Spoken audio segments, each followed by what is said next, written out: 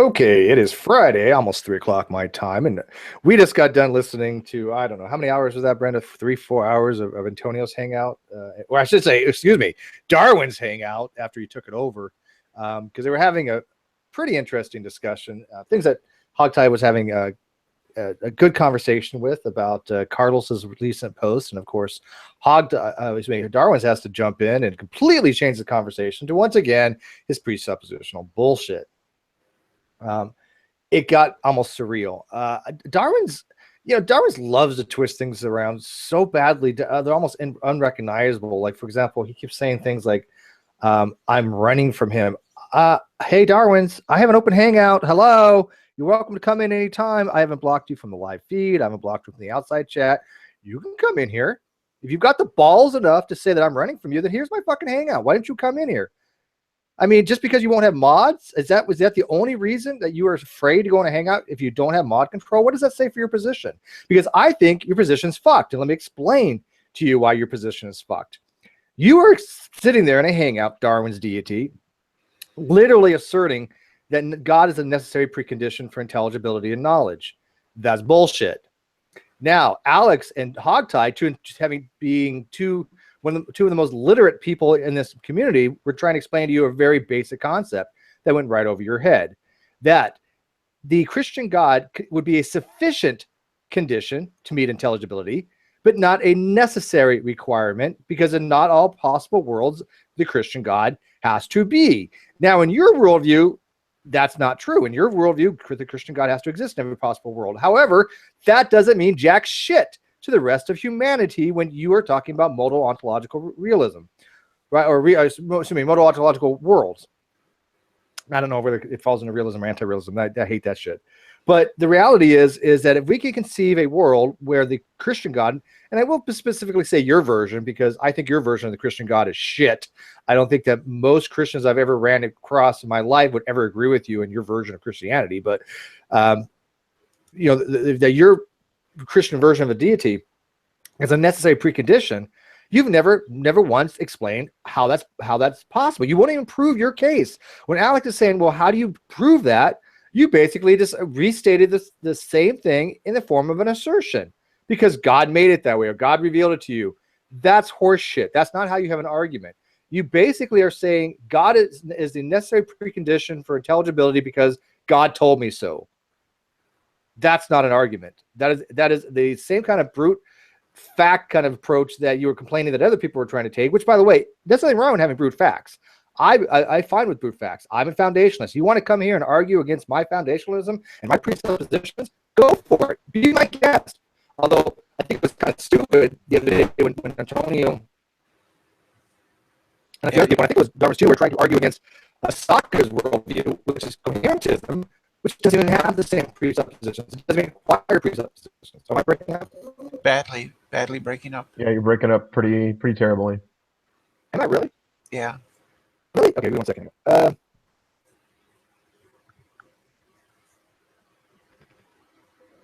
just going to reload real quick. That's what happens sometimes when I don't reload. 1 second.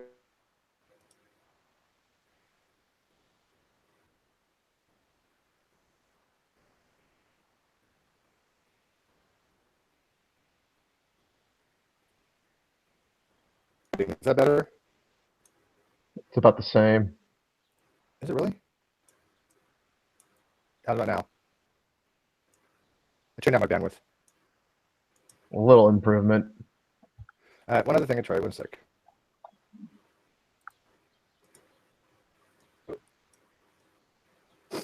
Are you using XSplit?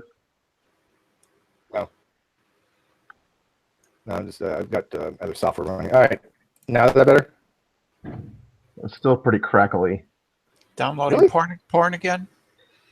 Porn, well, it's persecution porn. Okay. It's a very specific subgenre.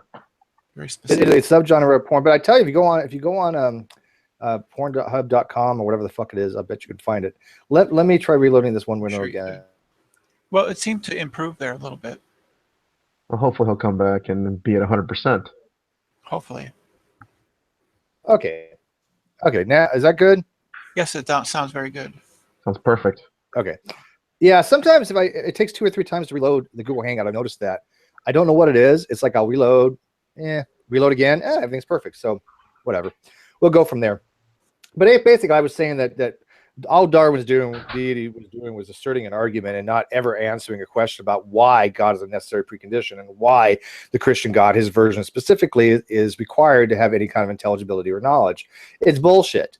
It's absolute bullshit. And then the funniest thing is, he actually said somewhere in that hangout, accused me of bullying Ronnie, and yet he kicked out JD Kane. I believe he kicked out Hogtie. Did they kick out Hogtie? Yes, I don't. it looked Well, like Hogtie got kicked. I think he got kicked. But I mean, they still shut him down. They shut down Alex Malpass. I mean, this whole I'm the moderator. How many times did Darwins pull this? Oh, I'm a moderator. I don't give a fuck. You're a moderator. You're still an idiot, Darwins. So let me ask. I am not scared of him by any means. He can come here anytime he wants. Come on, bring it on, Darwins. I'm taking your butt buddy True Empiricism on a debate on Sunday. How about you have a balls and you have a debate with me too on something? I'll be happy to. I'm not running from anybody, and I've offered numerous people to come in and have discussions. They won't do it. And then what's worse is Antonio is saying that he's having a whole new change of hangout where the gloves are off. He gets rid of his live feed. He says, oh, well, come on here and have a discussion. People try coming in there like JD Kane, and he gets booted. I mean, you hypocritical piece of shit. Seriously, Antonio, what the fuck are you doing saying that you're trying to have an open conversation and you arbitrarily determine who can come in and who can't? Well, I had to tell you right now, anybody can come into my hangout. Fuck it. Even G-Man are allowed to come back in. But so he pulls out a bullhorn, he's done. So I hangout is completely open to any motherfucker that wants to come in here. And that's what an open hangout is. And I will have a conversation with any motherfucker who wants to have a conversation with me. So don't sit there and say that you guys have open hangouts and I'm running from people and other people are running from people when I'm sitting there going, here I am, come at me. Come at me, motherfuckers, because I'm ready for it. I am sick and tired of your idiotic, nonsensical bullshit. Well, all you do is try to shut down conversations that are getting interesting, that I'm actually enjoying listening to, and then you just change it to some personal fucking presuppositional bullshit, Darwins. No one cares. No one gives a fuck. They think you're an idiot. There's a whole goddamn channel dedicated to your stupidity. There's a reason for this. You're wrong on just about everything. I've said this before. You're wrong on a lot of things. If you want to come in here, I'll explain to you why you're wrong on a lot of things. I'm happy to do so. But I will not do it on other channels where people get shut down, muted, and booted, just like we've watched on Antonio's Hangout. There's no purpose for that. If you have the balls to say that we don't want to have a dialogue, then come in here and show your cojones, motherfucker. Seriously. I mean, this is getting to the point to be completely absurd where people are saying that people are scared to have conversations. Here I am. And here's Blue, and here's Brenda, and here are RSC. RSC. We're all ready to have conversations. We don't give a fuck. We're not scared of you because we know you're full of shit, Darwins. We can point out your errors. We've done so numerous times because you don't have an argument to substantiate your argument that your God is a necessary precondition for intelligibility of knowledge. You just don't. You're just asserting it because you have nothing else in your arsenal. So you just got to repeat it over and over again and try to shut down anybody who tells other people otherwise that you're full of crap. Anyways, hey, what's up, guys? I got my rant out. That was fun. Damn, Yeah. Steve. Yeah. Damn. Quite impressive. Yeah. Thank you. Alex, I said that in one breath too. I didn't take a breath at any of that. Alex repeatedly asked Darwins to justify his assertion that his deity provides justification for the laws of logic, and he simply reiterated his assertion over That's and over. exactly what he did. Brenda, that's exactly what he did. And you noticed, I noticed, everybody else that would have been in the live feed that he blocked would have noticed. But I mean, come on. Was it that hard to point that out, that Darwin's didn't have an argument? He just reasserted what he was saying in a different way. I mean, good God. I don't understand these people anymore. They are the most hypocritical antithesis of rational thinkers I've ever ran across in my entire life. And you're just realizing this now, huh? No, I've always known this. But here's the thing. And let me tell you, Blue. Let me tell you. People ask, why we engage with them and why we listen to their hangouts. And let me tell you the reason and I'm going to say this again because I've said it before. I find it to be entertaining as a lulz cow thing. I think these people are so inherently stupid, and I'm not afraid to say it. I know Hogtie and the rest of them, Hyana, they don't like saying it. I have no problem. I don't. I think they're fucking morons. And I'm entertained by this. I really am. The level of stupidity these people have is entertaining to me. If it's entertaining to me, I try to make it entertaining for other people. If other people want to watch that, great. If they don't, so be it. But I find it entertaining, right? Forgive me for asking, Steve, but Yes, I did not understand the title of this hangout or what you posted. What is persecution porn? oh, glad you asked, man. Persecution. Please explain it, because I will happy to. website. Yes. No, you don't have to look it up. Persecution porn is basically people self-stroking themselves or masturbating to being persecuted on because of their particular ideological beliefs rather than the actual topics. In other words, we're not, according to them, we're not attacking people like Darwins and Ronnie and Antonio because they're fundamentally flawed. We're attacking them because they happen to be Christian, which is absurd because I don't give a fuck what your denomination is, what your theological position is. I don't care. Right? I mean, most of my friends here are theists. That's exactly right. Say something stupid or tell a lie. It doesn't matter where you're from or what you believe. We're going to confront you on it. Yeah. What does that have to do with their Christianity? So when they make stupid claims like, oh, well, my God, without that, you couldn't have any of the necessary preconditions for intelligibility. That's bullshit. As Hogtie was beautifully trying to explain. However, well, persecution porn means I'm being persecuted. Please help me because I'm being persecuted. These terrible atheists, they're all so bad. Well, they get off on it. No, the persecution porn immediately means that they're getting off on it. They enjoy it. They really love the fact that, oh, look at what was me. They're persecuting us. You don't see atheists going, oh, look at us. We're so picked on because we're atheists. No, atheists go, hey, we're atheists. Fuck off. You don't like it, whatever. They don't get off on that. I don't see it. I think Antonio had a couple hangouts ago about just that, where they just basically complained the whole time. Well, that's 90% of his hangouts usually, isn't it, nowadays? Yeah. I wouldn't call it complaining. Okay. But I would, in terms of, but when I say that atheists have been the victim of persecution in the past, that's not complaining. That's a historical fact. No, and I'm not going to ever do that. That's absolutely true. It still happens today in some sects. That's right.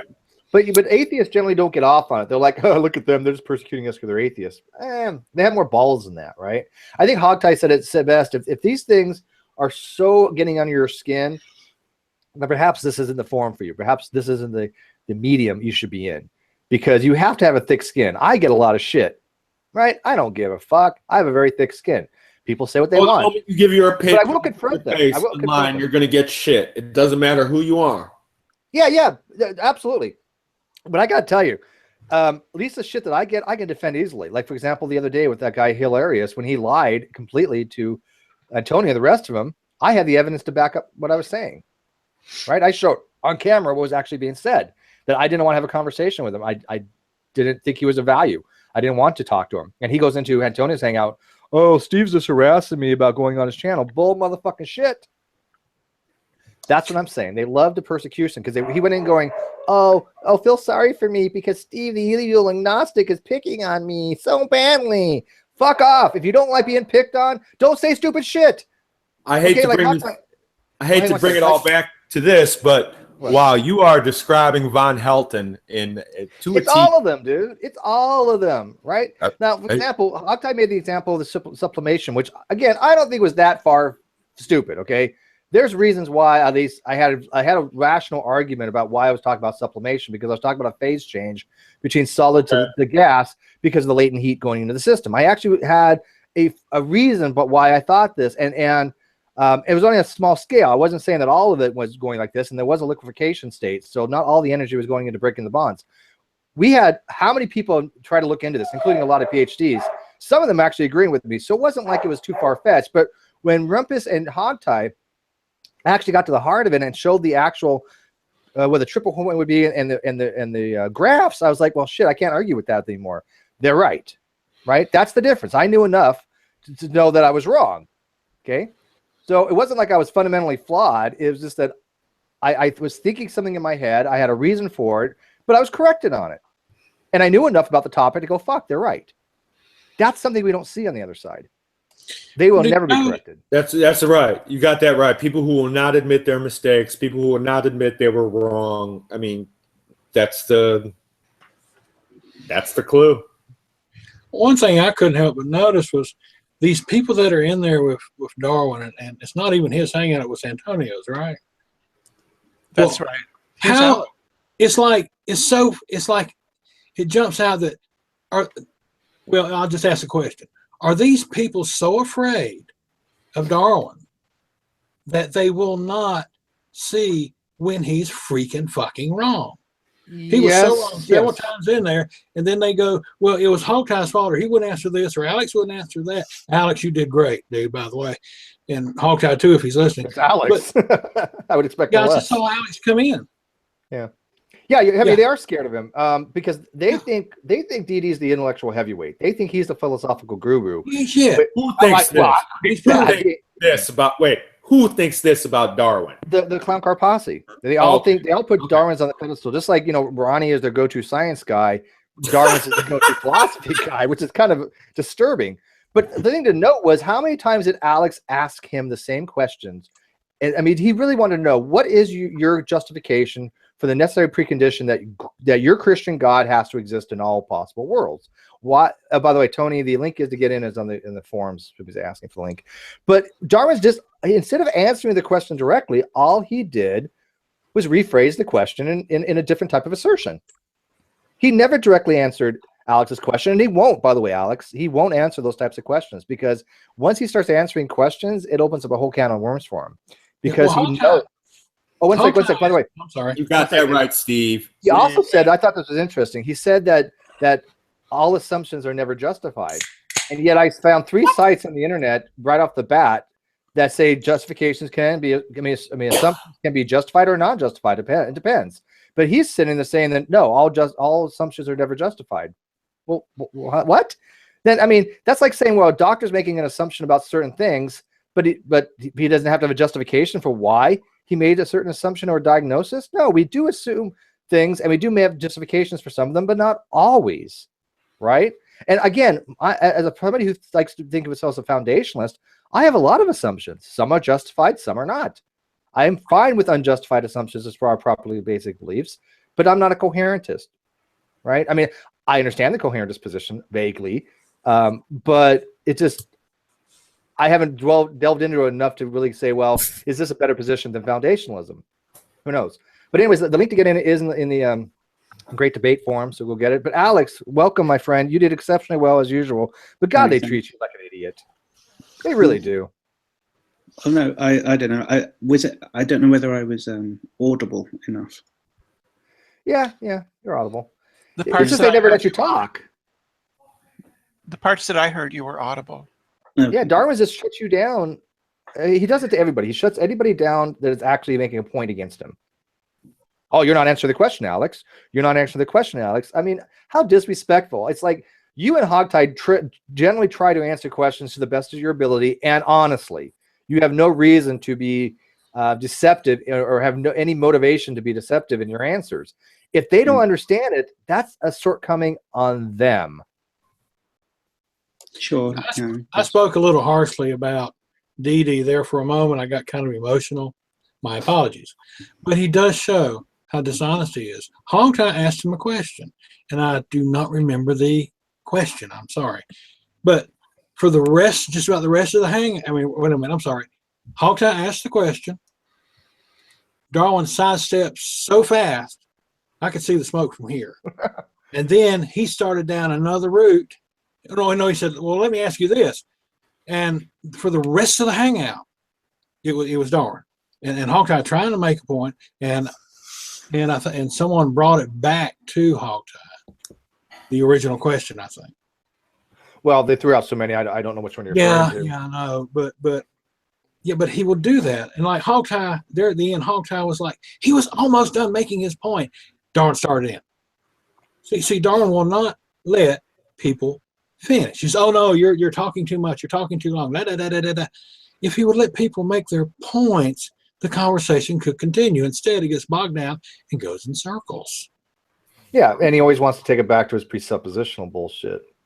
But Alex, let me ask you, I mean, do you even think that Darwin's or anybody else could even make a rational argument that any Christian deity or version of a Christian deity is a necessary precondition for intelligibility? How would one even construct such an argument?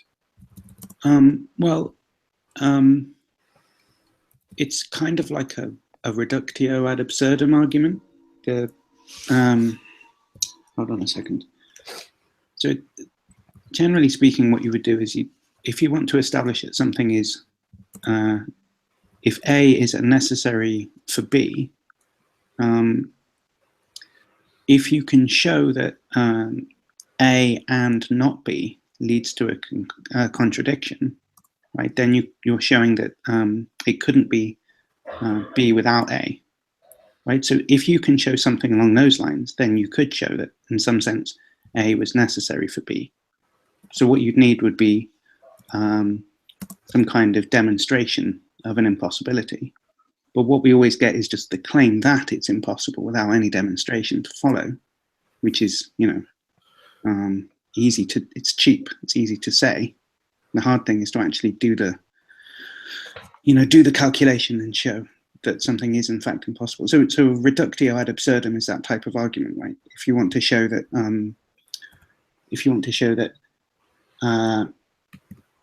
A is necessary, what you can do is assume not A is true and then derive a contradiction from that.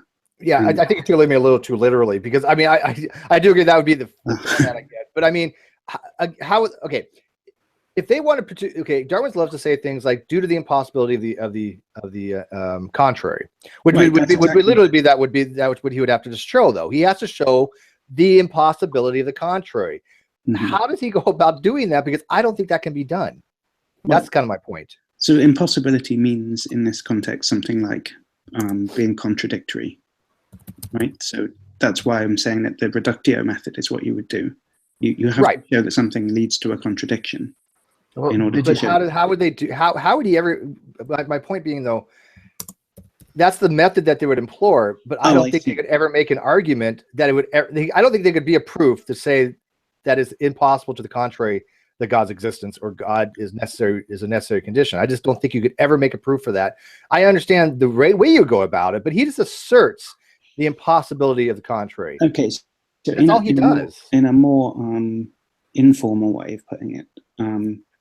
So Kant argued something along the lines of that there are these forms of intuition, right, which is ways that we have to think about the world, or some conceptual scheme or something that's non-optional for us.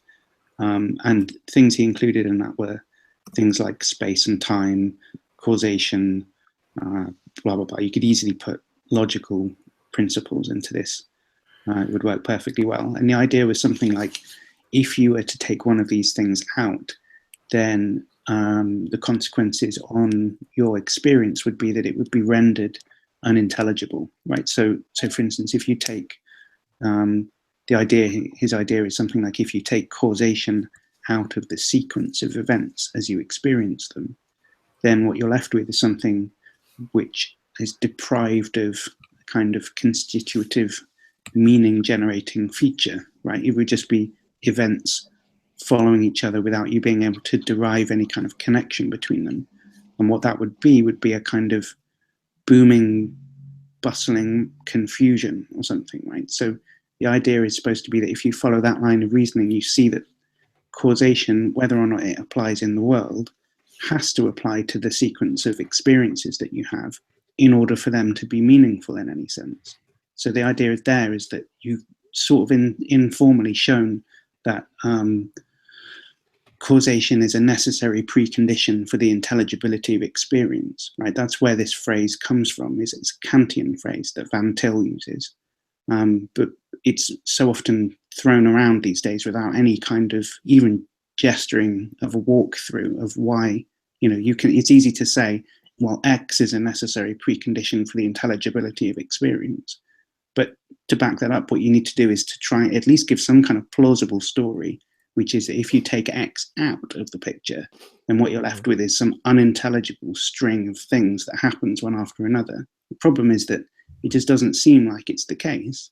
Certainly if you're already an atheist and you don't think that God exists, you just don't see that the reasoning, which is take God out of the picture, and what you're left with is an unintelligible string of sequence of events or something. Just doesn't seem like that's plausible. So, well, to an atheist, I mean, if he knows something, and again, they love playing with this word knowledge, and I'm going to use it within a specific framework. If I want to build an epistemic framework and I say, okay, within the realm of science, I know this. In the realm of mathematics, I know this. To an atheist, if God existed or ceased to exist, it wouldn't change that knowledge, would it? Why would it? Well, exactly. It doesn't seem plausible that taking God out of the picture does anything to the intelligibility of your experiences, right? It doesn't seem like that makes any difference to it. It doesn't seem to make any difference to me either. But since there's no adequate definition of God, or at least I don't see anyone, then we're back to, you know, take the Campbell soup can or take Thor out of the equation. I mean, why isn't that the same? I think it is. Yeah, I mean, again, I don't think there's any one thing that's required to have intelligibility per se, except maybe consciousness. I mean, you can throw in things like reason and maybe some axioms or something, but causation seems quite a good causation, right? Yeah, and space and time, for instance, it doesn't really seem to make sense that you can have thoughts without them being laid one after another. It doesn't really seem to make any sense that you could have objects unless they were at some place or another. Like, these things are seemingly intuitive principles, right? We're not straining to understand those types of things. Yeah, they're not. It's not incredulity there to think that you have to have space time. I mean, you have to have things for existence without our existence, we wouldn't be able to really understand and have intelligibility of anything, anyways, right? Well, causation would be another one of those things that Dawkins' deity or Darwin's deity would claim that we cannot know. Oh, well, you know, because then it's we're back to Lowell's because it's an inductive inference from observations. Oh, he keeps changing his position on that, by the way. I've noticed a few times. Yeah, because I've heard him say things about induction, and his position is, oh well, induction's fine if you assume God. Well, wait a minute. Why would induction be fine if you assume God? He doesn't understand. I think Alex made the point the best. He doesn't understand that just because something is inductive, you doesn't mean it can't be correct. But it's not a deductive line of reasoning, right? And he wants to have all induction on the same confidence level as deduction. But nobody's ever claiming that that's going to happen. And I have no problem with that. Yes, I understand the problem of induction. But I'm a pragmatist, right? If things work for me, they work. Okay, I can live my life very happy, assuming the uniformity of nature. I'm very happy. Just if the sun comes up this morning, it came up yesterday. It's probably going to come up tomorrow. I'm okay with that. I'll let the technical details to the people like Alex who ought to sit around, smoke cigars, drink scotch, and go. And I have to say, I love philosophy too, but it's important for me to stress that everyone's an empiricist, except when they get to philosophy class or in a hangout. In your daily life, causation and empirical justification for the things you do is everywhere. And I don't see why that isn't more acknowledged. Well, to some degree. Well, I don't think they acknowledge it because the empiricism that they have goes against their core beliefs. Oh, well, damn. That's okay. Yeah. Yeah. Okay. What we observe is not what they say we observe, right? They're so fundamentally flawed in the science levels to the point of being comical. I mean, literally comical. I'm just saying that, and a lot of the bias from people against philosophy stems from not just not giving empiricism its due, but the idea that this is all just semantics. And of course, that's not true. Epistemology is very important. Ethics is extremely important, but I think philosophy got that. Arguing with DD, you know, that's philosophical masturbation. I think that philosophy got that sort of reputation from the linguistic turn in the 20th century. Philosophy spent a lot of time discussing semantics and working out, and from that work we came up with the science of linguistics. Linguistics peeled off of the linguistic turn in the first half of the 20th century. So I think it kind of got that reputation from that. You mean like Wittgenstein to Chomsky, and we've been talking about language so much that okay. Oh. It became a focus for a lot of philosophers to focus on the problems of language, and from that we now have the field of linguistics, which didn't exist in the 19th century that much, or it certainly helped a great deal. And I think that kind of left a bad reputation with ordinary people as, oh, you're just discussing semantics, which they were. You're the philosopher, Alex. What's your opinion? Well, I agree with what Brenda just said. I think that was right. That philosophy definitely took a turn in the 20th century towards discussing issues of meaning rather than primarily issues of what we can know. So I mean, I agree with that completely. Part of that was instigated by there being a change in mathematical logic, which forced people to that's kind of what precipitated in the end of the 19th century, was people developing a clearer logical system. People like Charles Sanders Peirce and Frege. But yeah, I mean, that's right. So if I can just go back to the issue about DD and the problem of induction, right? Which I'm not sure if this came across as well as I wanted it to, but the problem that I wanted to explain that his position faces is something like the following, right? Like, so the problem of induction is that, like, if you want to try and give a reason for thinking that induction is a rational thing to do, you seem to be faced with only a few options of things that you can do in support of that claim, right? You can either provide an argument for it, right, or you can provide some evidence for it. And those are really the only options that we seem to have. I'm quite happy to hear another option here, but like, if you're trying to support a claim, those really seem to be the only two options the only two general routes that you can go down. And the issue is that if you're trying to give an argument for why induction is justified, the problem is that inductive inferences themselves are not deductively valid, right? So an inductive inference, like all observed swans are white, doesn't entail that all swans are white. Right? So the inductive inference from all observed swans are white to all swans are white is deductively invalid. So you're never going to get an argument that shows that it's deductively valid, right? So that type of justification is in principle out of the window. And all you've got left is an inductive justification. But obviously that's going to be begging the question, right? Because we're trying to justify induction, and any type of evidence that you give and any inductive inference you draw from that is going to be using the thing you're trying to justify. So it seems like, there you go, right there, there's no way of justifying induction. So that, in some sense, that is a problem, right? But let's now consider what the proposed solution that's being offered to this problem is, right? And the solution that the presuppositionalist is trying to give you is that because of certain passages in Genesis or whatever, when God says that he will make the seasons pass as they always did, or whatever it is that it says, right? Basically, they read into that that God is guaranteeing the uniformity of nature. Well, that's fine. And they say, well, that solves the problem of induction, right? Because we now have a reason to think that induction is justified. And the reason is that nature is uniform.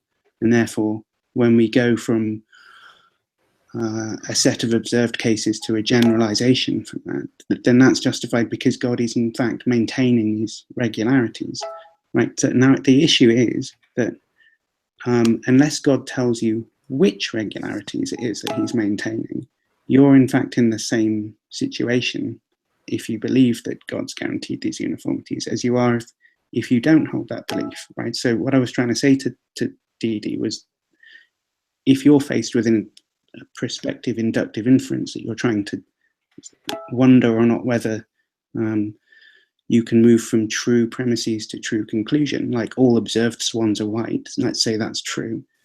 How do I know that that's going to lead me to be able to say that all swans are white? Well, unless you know that God has made it a uniformity of nature that all swans are white, you can't move from the inferences, from the premises to the conclusion. So just knowing that God has maintained some regularity of nature doesn't actually help you in any sense whatsoever when you're faced with a prospective inference. But could they say, and I 1000% agree with that, and I've actually used the same line of reasoning before, that actually if you accept the Christian God, you really can't have any kind of uniformity in nature because you can change it on a whim. You can't have any kind of predictive modeling. But could he argue that the Christian God just doesn't? But that's just an assertion, right? I mean, how would he know that his Christian God is, one, even telling him the truth? But how does he know that his Christian God is? I'm trying to think how to word this properly. Well, I think we're being awfully charitable to begin with. Like, we don't need to be when it comes to DD. We try. Well, no. I try to be charitable in the arguments. I'm not charitable with Darwin. And then show that the argument doesn't work even when it's been construed as charitably as possible. Like, that's always the best way. Well, that is, but unfortunately, DD refuses to even present the argument. He presented the statement, which you called on and said, that's not an argument, that's a statement. What's your deductive proof? And then he went, oh, well, let me ask you this question. Like, all right, at that point, it's like, okay, we're done. You're not going to present it. You don't have one. We can move on. If he wasn't a room where we had mod controls. Well, exactly. Right. He doesn't let you move on, JD. We have to go to them. They will not come in here to us. This is the problem that I've said before. You cannot have, and God bless you guys for going in there and trying. I think it's foolish. I really do. I think it's interesting to listen to about a half hour, an hour, but you guys had like so many hours in there, and it got so boring because once Darwin takes over a room, leave. I'm telling you right now, it's a waste of freaking time. And he can say whatever he wants. There is some fun can be had. Did I tell you what got me blocked on the no JD policy? Okay, but how much fun was it, JD, that you came in there, you lasted 10 seconds, kind of like you having sex, and then I actually lasted. Hey, yeah, I actually lasted a pretty good while. I made the mistake of speaking up and saying, "Hey, can Alex finish?" He went, "Is that JD?" JD. They don't recognize your voice, right? You can hear him fuming like, "Oh no!" See, he's like, he wanted to take his time. He didn't want to boot me immediately. He wanted to say some nasty shit. So he's like, "Oh, see, you're a horrible naughty boy, and I'm going to swing my dick around." You're a naughty boy, is what he said. He said, "You're a naughty boy," and basically he's like, "Let me swing my big old mod dick around." I'm gonna boot you. I'm gonna tell you why, because I'm a mod. Wait, I want to know how I'm the bully. You have a show called Talking Shit Tuesday, and I'm the bully. What the fuck? Like, I bully people on that show. I mean. Well, yeah, you kind of do. The last time we had you bully are atheists. You just bully the people on the panel more than you do other people sometimes. Like, Fiona, finish a sentence already. God damn it. Oh, God. I mean, like I said, I was kind of interested in him and Hogtie and Carlos having a discussion because I do think Carlos has just lost his fucking mind. His fascination with this fecal scat shit is really disturbing, to say the least. Now, I'm not judging him, but it's just he does. Resolve back to that topic. You want to ask him, like, what's the argument? Okay, it's icky. The argument is, it's an asshole. It's like, okay, and and there's poop in there. Okay, keep going. Actually, no, stop going. Please present something other than, it's gross, therefore it's what should be illegal. Well, I think the whole conversation went to shit when he Is it immoral to do anything that you subjectively think of as gross? No, it's not even the moral aspect, JD. When Carlos literally thinks that things like HIV and viruses spontaneously generate because of people having sex, you're not dealing with a rational person. Because he said he's looked into this. Yet I found, and I had looked in this recently, as a matter of fact, because this was on the Christian's page on Facebook, that HIV came from SIV, from people making monkey meat, and you can actually trace the phylogeny of these viruses through the lineage, right? You can actually see where they came from. Well, and he just thinks they magically appear. You only thought you could catch HIV from monkeys if you had sex with them. Well, hold on a sec, Steve. Did you? Hey, can I finish? Did you just assume the uniformity of nature? Right? Did you just assume? He assumed. Let me tell you what Steve is doing. You're a naughty boy. About 10 minutes about what Steve is doing. I'm going to tell. Let me characterize everything Steve just did there. And it's going to take me a long time. And if you interrupt me, I will complain endlessly. Let's start over again from the beginning. Oh, you interrupt me. Let me start over. Oh, no. Steve, let me tell you what you're doing. Please. I mean, the thing is, it's punishing the first time. The second time you talk to him, it's Can we have some moderation in here, please? I'm happy to give everybody mods. I don't. I'm just kidding. I'm even gonna get blue buds. We're gonna let all hell. Oh, that's not a good idea. That's not a good sign, is it? I'm going to start hiding you in a minute. I'm not kidding. I just gave. I do not everybody abuse my mod power ever. I go for the good of the channel. And JD, there you go. By the way, we didn't get Goodbye, Blue. We didn't get HIV from people having sex with monkeys. We had, they just had poor butchering techniques. I mean, right. You It's butcher an the animal. obvious route, but they don't think that way. Right. I mean, Well, because I seem to Later, still Atheist be Ranger. because people would eat monkeys. And I don't think it's gross Yeah. anyway. Yeah. Yes, Well, it's the but same thing. I mean, you haven't proved that HIV doesn't spontaneously arrive when you have butt sex. Oh god, It doesn't that's transfer fucking to the retarded. blood. I mean, you never know. Fecal matter could suddenly go poof. I'm a retrovirus. Well, the And fact that there- they even entertain this, to me, tells you the level of their well, yeah, understanding of these things. trust in Jesus is not one of the heavy hitters of the group. No, And that's no. and someone. If you're not a heavy hitter and you're in the clown car posse, you are nobody. You are so far beyond relevance at that point because the leader is nobody. So I think they're really into scat and won't admit it. Well, it's possible. Again, I'm not making these accusations of Carlos. All I'm pointing out the observation, and I find it unusual. I mean, they do. He just kept going back. I want to go back to the leaking anal fissures, and I want to talk about that some more. You want to talk about Why do you want to talk about this? Just why do you want to talk about this? By the way, If you have a fetish, I get it, but we don't share it. Could you move on? I don't.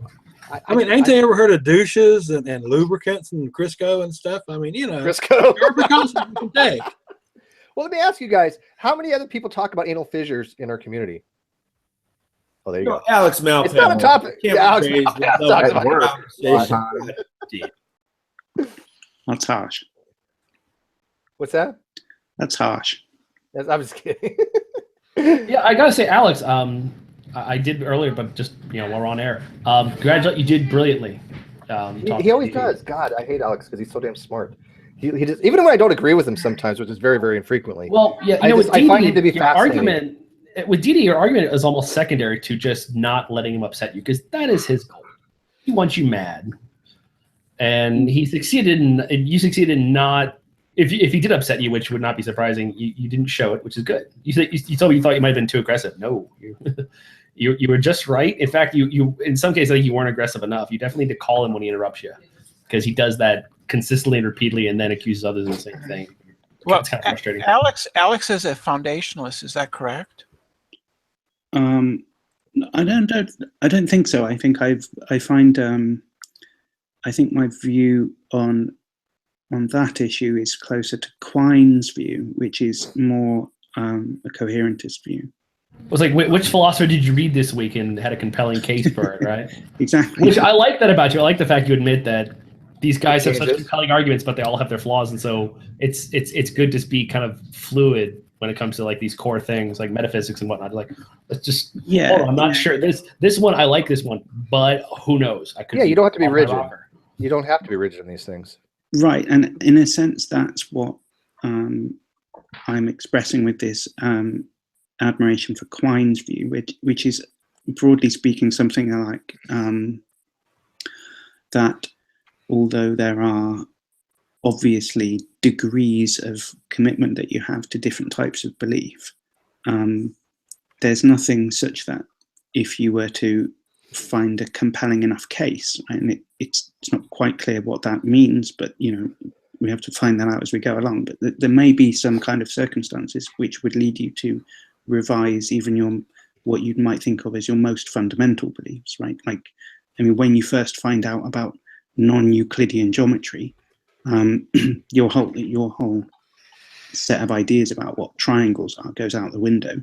I mean, and those types of things can always be around the corner, right? You don't just change your mind at the drop of a hat. But I think it's important not to be closed-minded completely to anything realistically. So are we saying triangles don't exist? I mean, you don't throw Euclidean geometry out, do you? Sorry, say that again. you don't throw Euclidean geometry out of the things you know and are. No, it's still useful in certain aspects. Just like he mentioned before, that Newtonian is still useful in certain aspects. Yeah, Even right. with relativity, you don't throw away Newtonian. What you don't say is that Euclidean geometry must be true because it's a foundational belief, and therefore I just under no circumstances consider it to be false. You have to give each claim its due representation in the court of reason or whatever, and decide, give it its best possible case and see what the outcome is. Right? You don't just say, well, under no circumstances will I consider this. Right? That's the flexibility that you should have, and it's utterly antithetical to a religious fundamentalist who. That makes sense, but I have trouble with doing that with Aristotelian logic, like trying to say like, oh well, it's possible that there's a true contradiction. Well, I can't imagine. It's not just I can't imagine. Like you set up a truth table. It's like, well, how am I supposed to make that be anything but what I'm seeing here? Well, I mean, look. So straight to begin with, you don't. I mean, I understand what you're saying, but I mean, you don't mean Aristotelian logic, because that's a very specific type of logic. Which the three classical principles of logic is what I'm referring to. Right. Okay. Sure. So I mean, well. So what you're talking about is non-contradiction, excluded middle, and identity, right? Well, I mean, excluded middle is the easiest one to pick at, right? If you want to try and challenge those, right? I mean, excluded middle was picked at by Aristotle himself. Right? He thought that if you say as a rule every sentence is either true or false, then what you end up in is a situation where there's no contingency, there's no freedom or openness about the future, because statements about the future are now true or false, right? So it's true that you will, I don't know, choose to have coffee instead of tea tomorrow for breakfast. If that's true now, then you're going to do that, and that means that you're not free to do something differently. So he thought that the way out of that problem is to say that those types of sentences must be neither true nor false. So I mean, even right at the beginning of logic, really, someone was already doubting one of those three principles, and not all of them have been doubted equally, but it's something. Yeah, identity is something of a prejudice to say that those three are unquestioned throughout the history of philosophy. That they're certainly not. If you were to pick at one, would identity or non-contradiction be the more? Which one would be the hardest to pick at? I would think it'd be identity. I find identity to be harder to. Well, so it depends exactly what you mean by the principle of identity. Well, the proposition is the proposition. Well, yeah, I'm not sure that you'd find that in a logic textbook. It's normally what P for every P equals P. Well, the equals sign to mean identity is normally defined in terms of not in terms of propositions, right? So in propositional logic, there is no identity function at all. Okay. It's only when you go to first order logic where you have the difference being that one of the differences being that you have parts of the vocabulary that can refer to things like names, essentially, right? And once you've got names in there, then you can start talking about things being identical, because what you're really saying is that two names refer to the same thing. And so A equals B means that A and B are both names for the same thing, right? So, right. And the law of identity in that context simply says that for every name, it's identical to itself. That its referent is the same thing as itself, right? A refers to the thing that A refers to. So it's so trivial that it's very difficult to see how that could be false. I mean, there are stronger versions of the law of identity which say things like, if A is identical to if A is identical to B, then every property that A has, B also has. And that's sometimes referred to as Leibniz's law, which is a slightly different thing. I think that's easier to pick apart. The very, very basic one, which is just A equals A for referring terms, I think it's difficult to see how that could be false, because it says so little. It says even less than the idea that every proposition is true or false. I gotta say, this is why I've been looking forward to a chance where you, I guess, got bored enough to go ahead and play with the local precept master, because it's like, what would happen if Didi, who thinks he's a master of logic but actually makes rudimentary errors, faces, I don't know, a logician. Just see how that turns out. To what Alex was saying, one of the rules that you can sort of challenge is the law of the excluded middle. And constructivist mathematicians don't so much reject the law of the excluded middle as they simply feel that they can do enough sufficiently without it. So in constructivist mathematics, the proofs will not typically contain the law of the excluded middle. They simply make use without it, and I guess they feel. Well, I don't know if they can reconstruct all of mathematics with that, but no, they don't reconstruct all of mathematics, but they don't want to reconstruct all of mathematics. Their driving force is that they're saying that they're basically saying that mathematical reality consists of those portions of mathematical reality that have in fact been charted by human minds, right? And that that's it. It's somehow we make mathematical reality. It's a construction that we've made ourselves. It's not as opposed to the Platonist. It's not a pre-existing landscape that we come across and discover. So that means that if there's a unsolved proof, an unsolved conjecture in mathematics, say the continuum hypothesis or whatever, then the idea of whether the continuum hypothesis is true or false, because it hasn't in fact been proven, that you have to say that that's neither true nor false.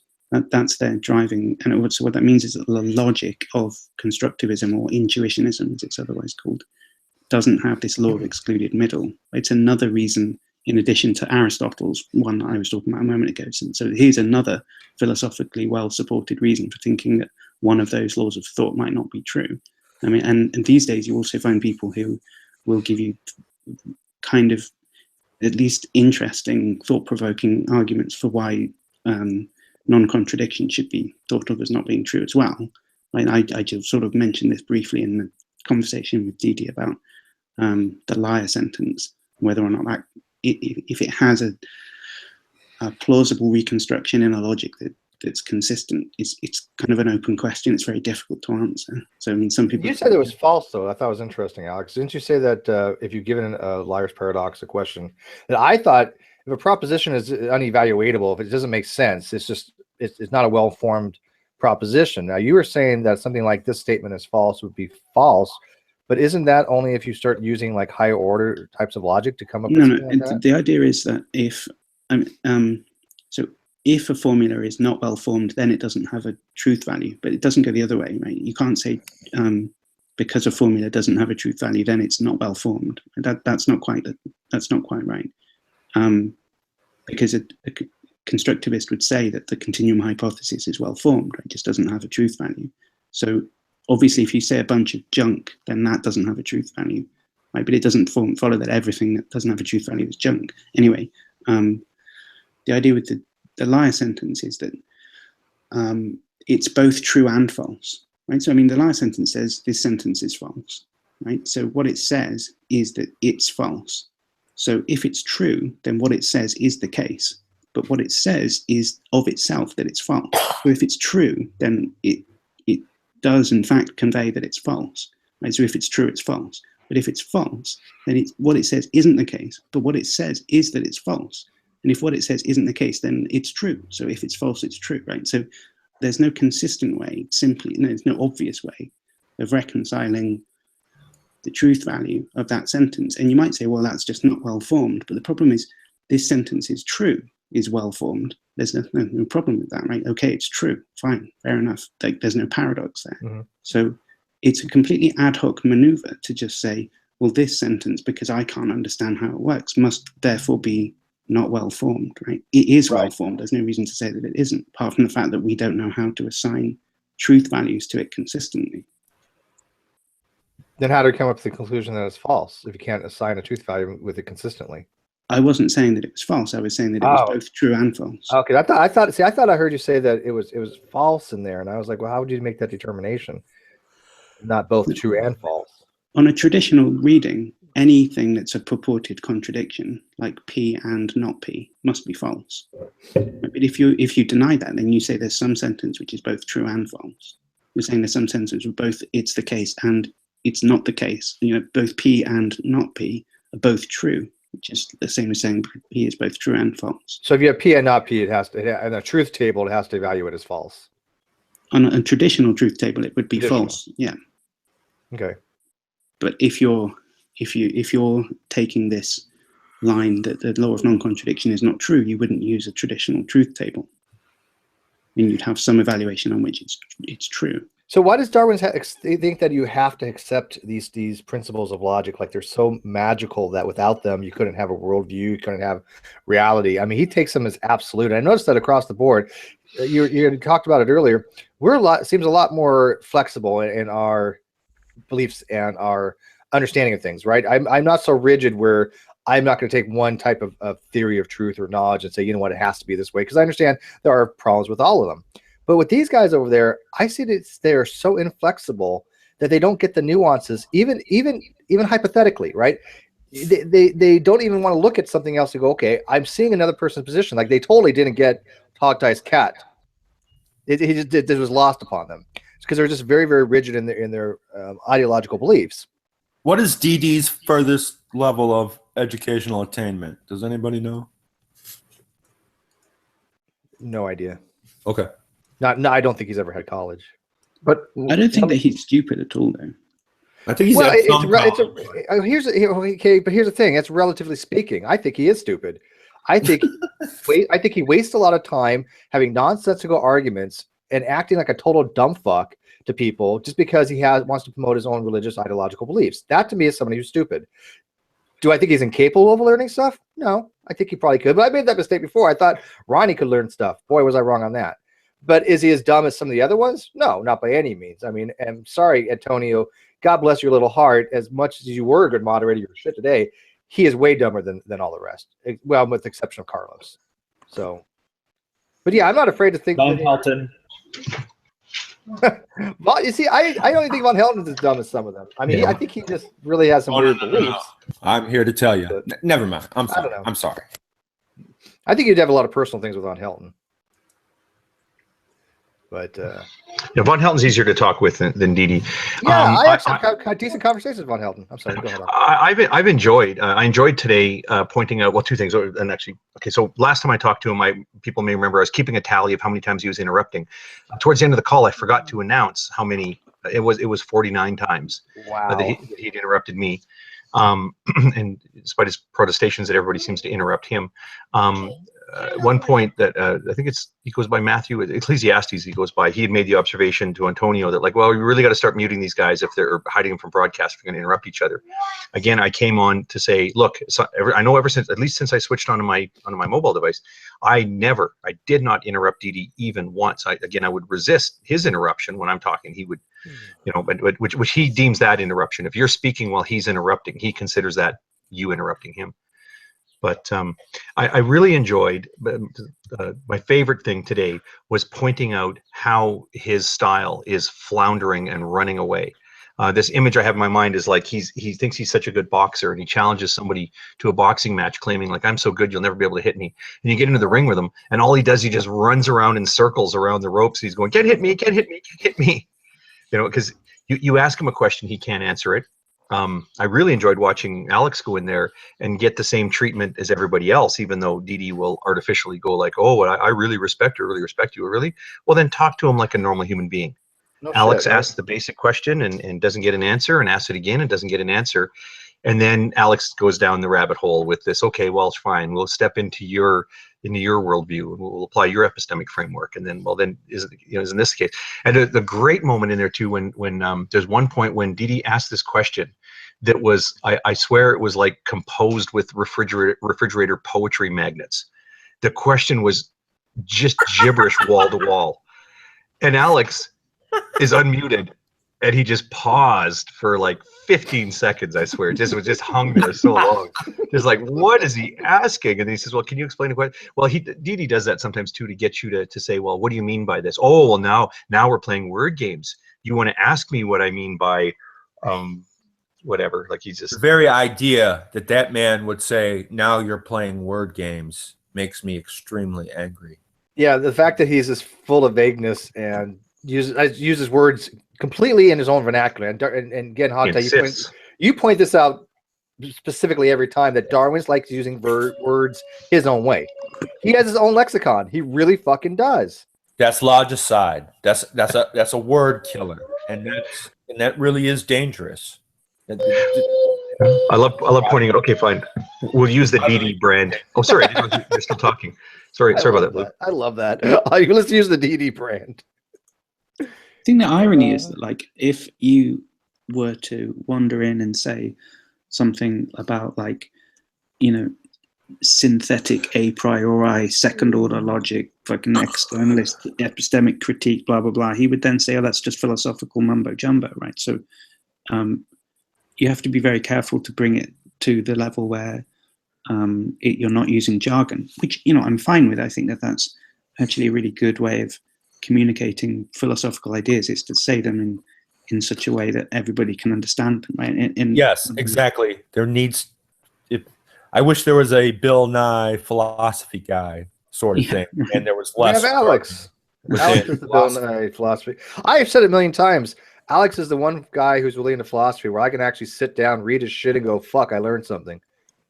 That's nice to hear. I really appreciate that, because I think that's, like, more important than just saying stuff that's inaccessible but correct. No, Right? it's true. It's better to say something that's Ozzy's good too. Don't get me wrong. I love Ozzy. Yeah, of course. But Yes. I think Ozzy's better spoken. Like when Ozzy and I can sit in a hangout offline, and I'll be like, okay, I really want to understand it. He can convey things very, very well. And I'm not saying that I always can't, but I'm just saying I had more experience with that with Ozzy. But written, yeah, I mean, when Alex writes something, I'm like, yeah, this is like really good stuff here. People really should be able to understand this. And I really try to look at it and do understand it. Well, Alex, what was it like, sort of subjectively, like you sitting in your chair, or I guess you were standing and chopping or something on what you're doing, but put us in your skin for a moment. What was it like when you were having that conversation? You know what he's going to say. You've listened to all of us go through the same thing and listen to him. You know, he will insist that you have to prove something, and then as soon as you ask him to prove something, well, then he's going to ask you about, well, what is the nature of a proof, and he's going to start getting into this meta philosophy. What was it like for you subjectively to then be, okay, now I've got my mic open and I'm talking and I'm listening to this guy? Yeah, well, it is a kind of strange performative thing, right? It's not like just having a conversation with someone. It's like having it's like doing a dance or something where you're scared about stepping on the other person's toes or something. Like, you have to be much more careful about what you're doing. And I suppose there is some kind of element of I don't know, like, I suppose I had my adrenaline going in advance, thinking, oh yeah, I'm going to click the link now, and then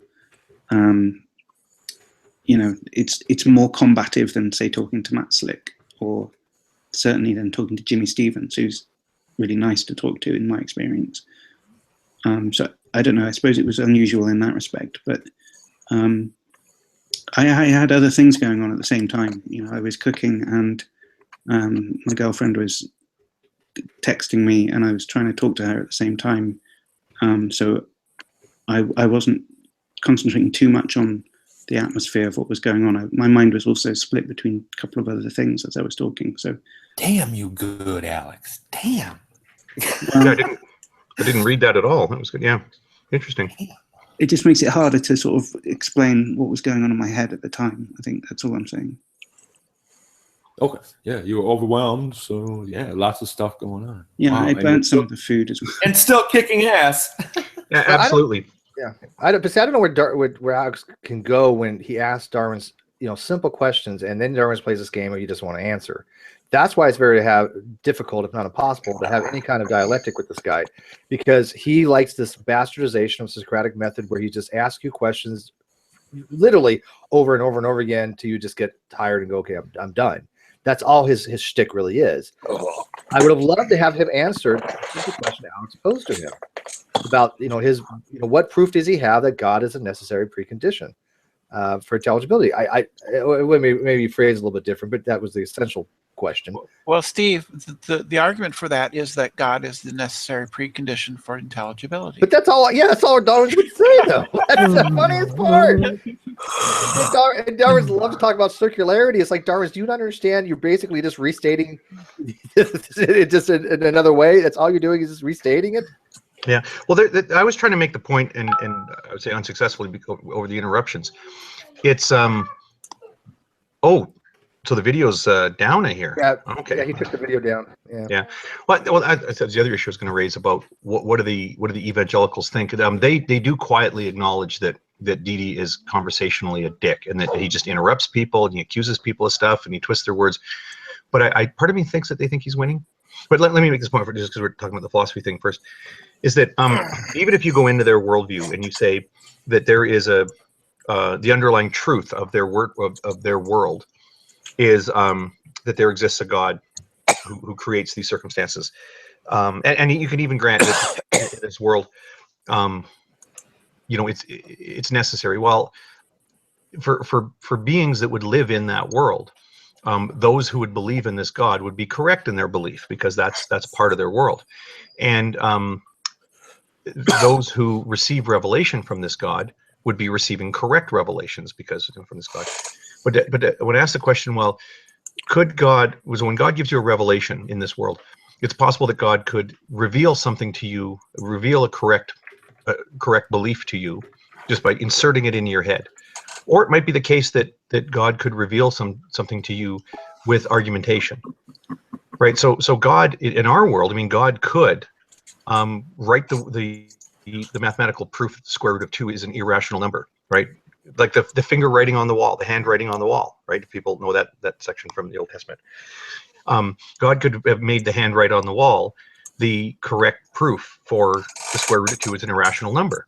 So God could go about it either way. He could just plant it in your head, or he could, go through and actually scribe out for you a good reason to believe that the square root of 2 is a negative number.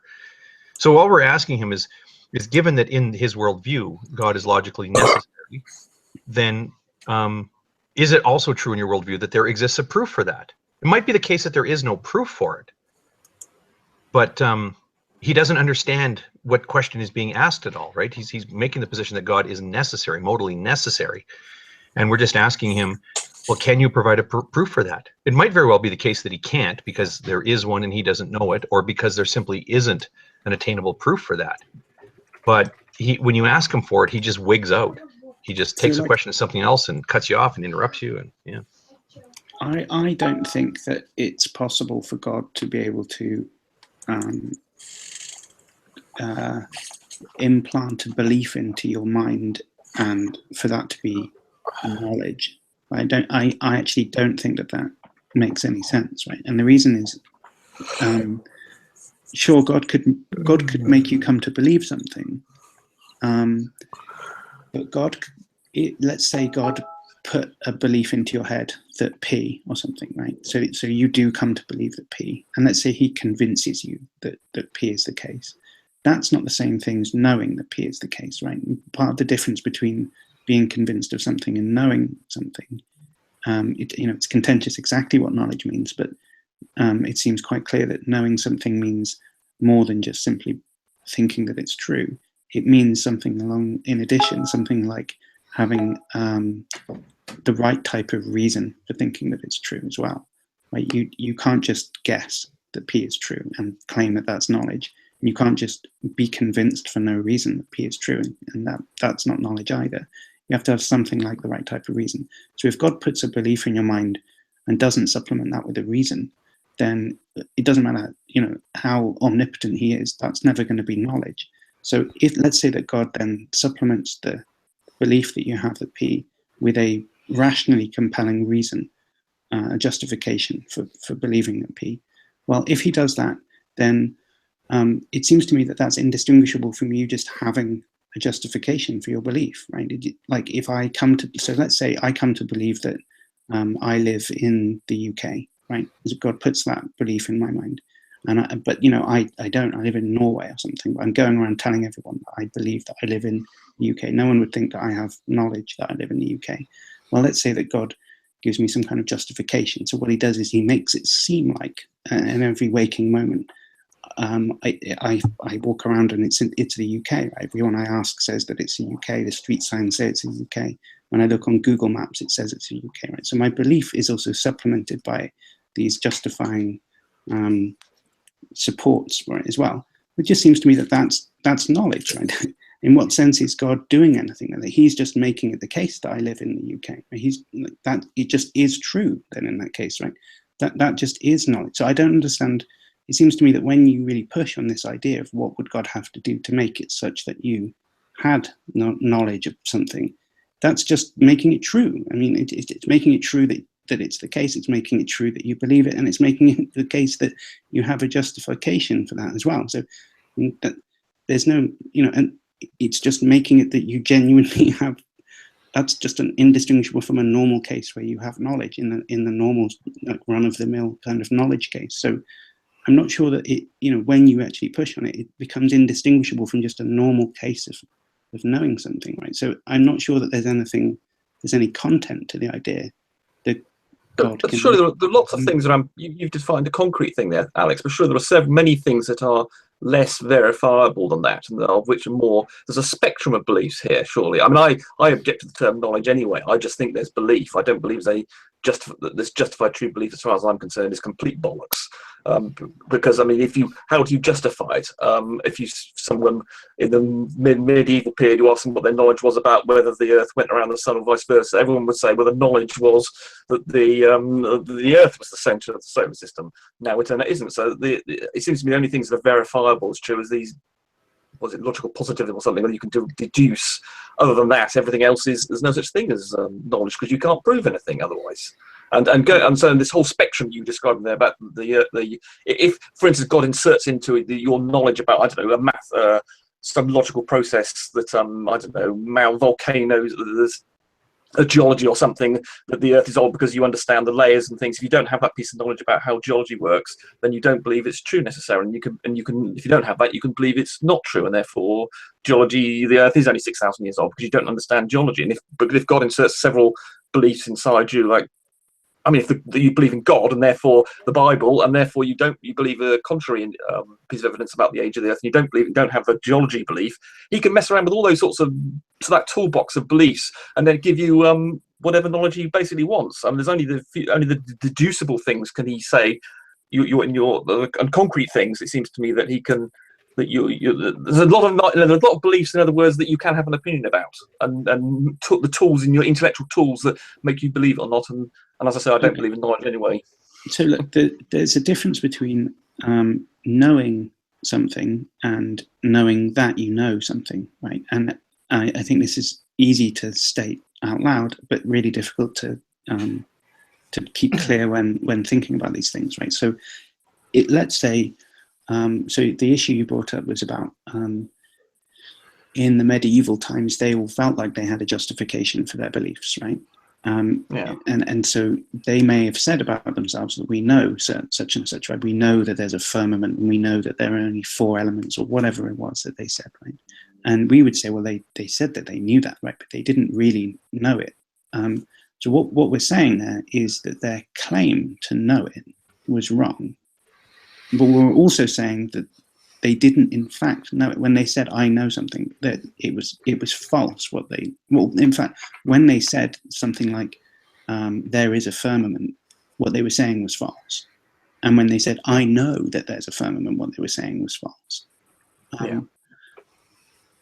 So, okay, let's just think about it in a case of where, let's say you believe that something is the case, right? That water is H2O or something, right? Well, you also feel like the justification for your belief is some kind of supporting scientific context that goes with it, a theory-laden kind of way of looking at what those terms mean. That seems to mean that sentence is true, right? And presumably you do think that sentence is true. I think most of us would do. So you definitely do have the belief, and whether or not that scientific surrounding context counts as justification is something that you can never be completely sure about, because we're always supplement our current scientific understanding of the future one. Like the medievals thought they had a good hang of things, but they didn't really. So, it's only if your belief is in fact supported by justification. You might think that it is, but it's not necessarily the case that it is. But if your belief is, if you believe it, and in fact your belief is supported by justification, and in fact that it's true, then it counts as knowledge, let's say. I mean, I'm not saying that this is necessarily right. But who decides whether you've got a justification? I mean, it could be that we are all a brain vat, and that water. Well, it's true that it's not clear who decides it, right? And it might be that there isn't anyone who can play that role of deciding whether or not somebody has a justification or not. But there still seems to be a difference between having a justification. For instance, there's a distinction between saying something because you have a good reason for saying it and guessing.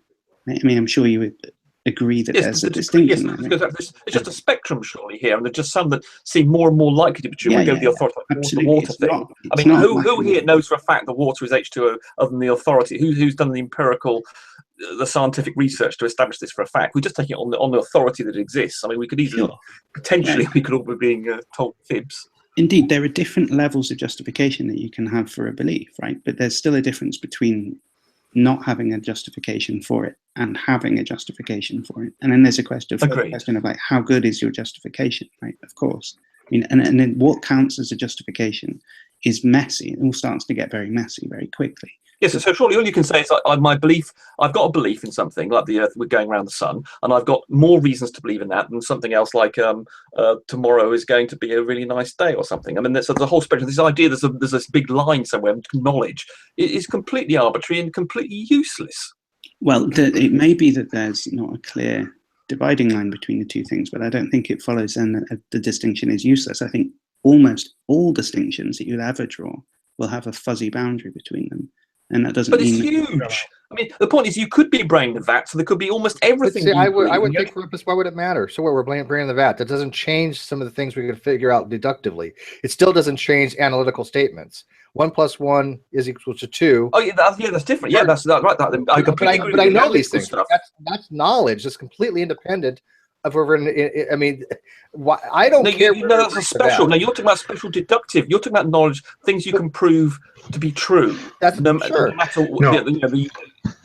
I think even if you're a brain in a vat, I mean, then your understanding of what 1 + 1 is equal to potentially could change depending on what inputs are being put in.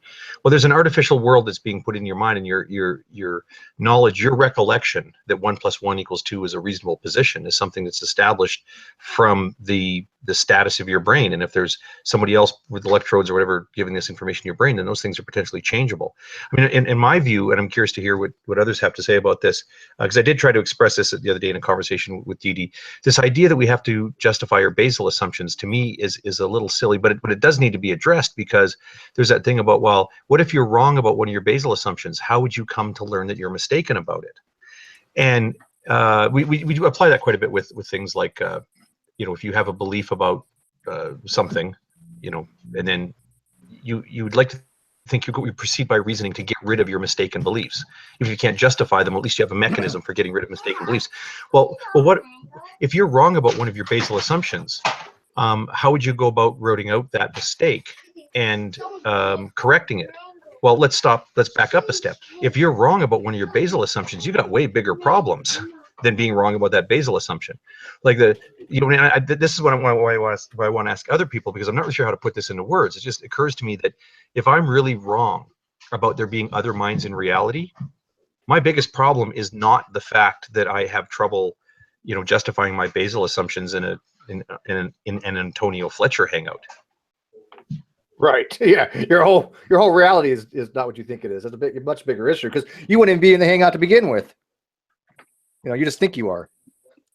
But I mean, I'm under the impression, I mean, again, everybody has their different worries of having their epistemic, way of coming to what they believe and what they have knowledge. I'm fine with taking things, again, that if you make an analytical proposition or statement based upon given definitions, that's universal. If I say, look, based upon these axioms that we have, 1 + 1 = 2, will be here, everywhere, anytime, any place, it's going to be the same. So if I am a brain in a vat, it's still going to exist there too, because the definitions and the axioms we use to get to that are fundamental, right? I don't see a way of those things being different from one reality to another, even if that was the case. That makes sense. I mean, because it's analytical. Special things you It's can do. defined to be. It's descriptive that we define these things to be that way. Definitional, yeah. I mean, there are lots of things that are analytically true you could prove by deduction. Yes, like those are very special things. Those are the things that you can claim to know for sure. And so you could argue perhaps knowledge is just those specific things like maths. You have knowledge of the fact you're having experiences. You have knowledge of the fact you have memory. Things about which you can be absolutely sure. And there's special set of things that you can deduce, but you can't rely on anything to do with your sensory experiences. You just know that you're having them, and you know you had memories. Those are the things you can rely on for sure. But everything else is up for grabs. So you're saying, Rumpus, that in your worldview, that things that are based pretty much on empirical or based on experiential have room for being the possibility of being false. Therefore, you can never claim to be knowledge. See, I don't know if I mean, I agree with that, but at the same time, I go by reliable true belief more than anything. If something is relied upon, it is true, and it's something you believe to be knowledge, I'm okay with that.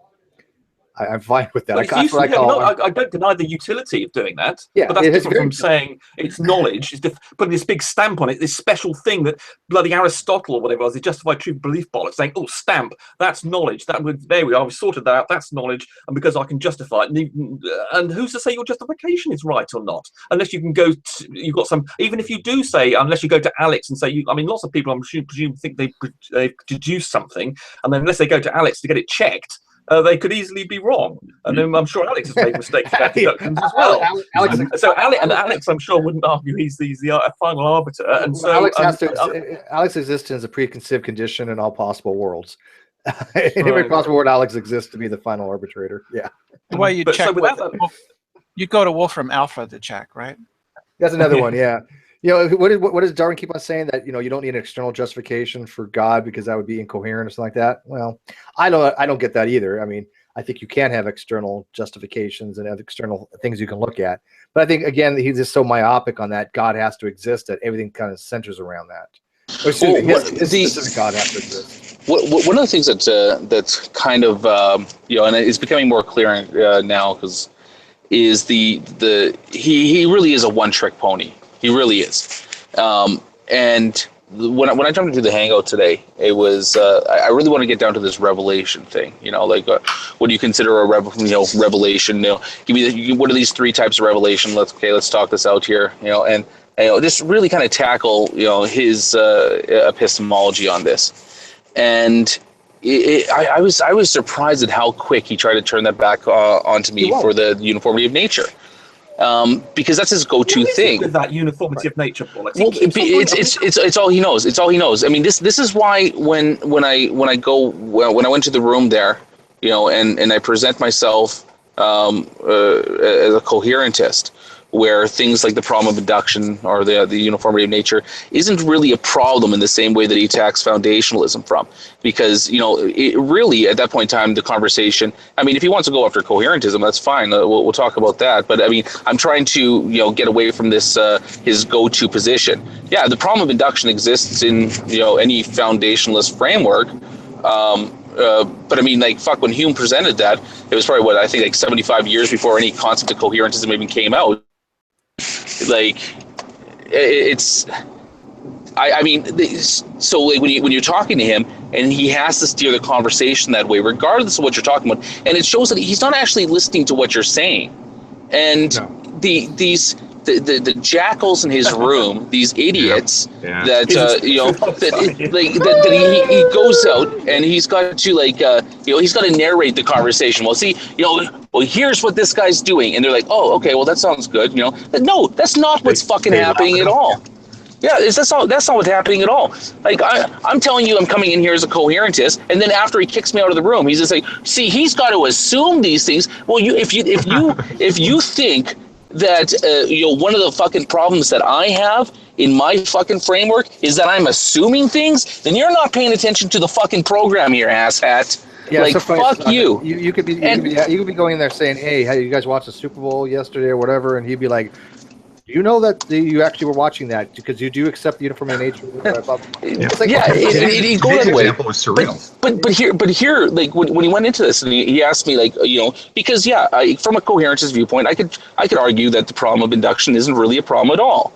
But he didn't want to hear that, so he asked for, and this is the great part, because like this is the part that I want people to to understand about this conversation, where why he kicked me. And it wasn't just because, I wasn't answering that one question. He lost that conversation. The moment that he asked me what I would accept as a violation of the uniformity of nature, and I told him a miracle. At that point in time, when I told him that, that when we're talking about a violation of the uniformity of nature, we're talking about a miracle. And the reason why that is that because that's what a miracle is. A miracle in some form would be a violation of the uniformity of nature. It could. So from that part right there, if he was able to actually have an honest conversation, adhere to the his own belief system that the uniformity, a miracle would be a violation of the uniformity of nature, well then he has no grounds in his own worldview to grant or to even rely on the uniformity of nature at all. Well, he can say he does because God has told him it's reliable. No, but then God's also told him that miracles exist. So that's a contradictory view. That is he can't hold both those positions. But he does. And you but here, let me finish it from this point there. And then then it just goes, after that point, it just goes into fucking retard land, where he asks, okay, well, give me an example of something that would falsify the uniformity of nature. And I gave him an example, okay, changing the speed of light. And he's just like, okay, well, that wouldn't falsify all of the uniformity of nature. And I'm like, well, if it's a set, I mean, you're asking me, like, the uniformity of nature is a set of, phenomena that exist out there. This would be something that would violate one of the things within that set, and so we could say that there's something wrong with the set. He's like, well, that wouldn't falsify the whole of it. So give me something that would falsify the whole of the uniformity of nature. And it's like, okay. Yeah, that made no sense. Yeah. Yeah, so, and I'm asking, are you asking me to give you a phenomenon, a single phenomenon that would violate every single law for the uniformity of nature? Because that doesn't exist. And because I can't present this one phenomenon, somehow I've lost the conversation at that point in time. But he couldn't even hold on to that. He fucked up a couple times where he's like, okay, well, no, let's break the uniformity of nature down into different sets. You have set A, set B, set C. It's like, no, when you talk about the uniformity of nature, you're already talking about a set. There's not, you can't adhere to, set A of the uniformity of nature and then set B of the uniformity of nature of different fucking things. You can't pick and choose. There's a uniformity to fucking nature. And so when you pick an example and you show that this would be a violation of the uniformity of nature, then you show that the uniformity of nature can be violated. It can be falsified if you could observe these things. The hilarious thing about what he was asking, he was saying, okay, so you got uniformity of nature. It says that nature has some property that exists everywhere, right? Some set of properties that exist everywhere. And you need to give an example of something that violates it. Okay, well, I'm giving an example of a violation here. This would be a hypothetical violation. And then, well, no, I need an example that violates it everywhere. Like what? Like it just.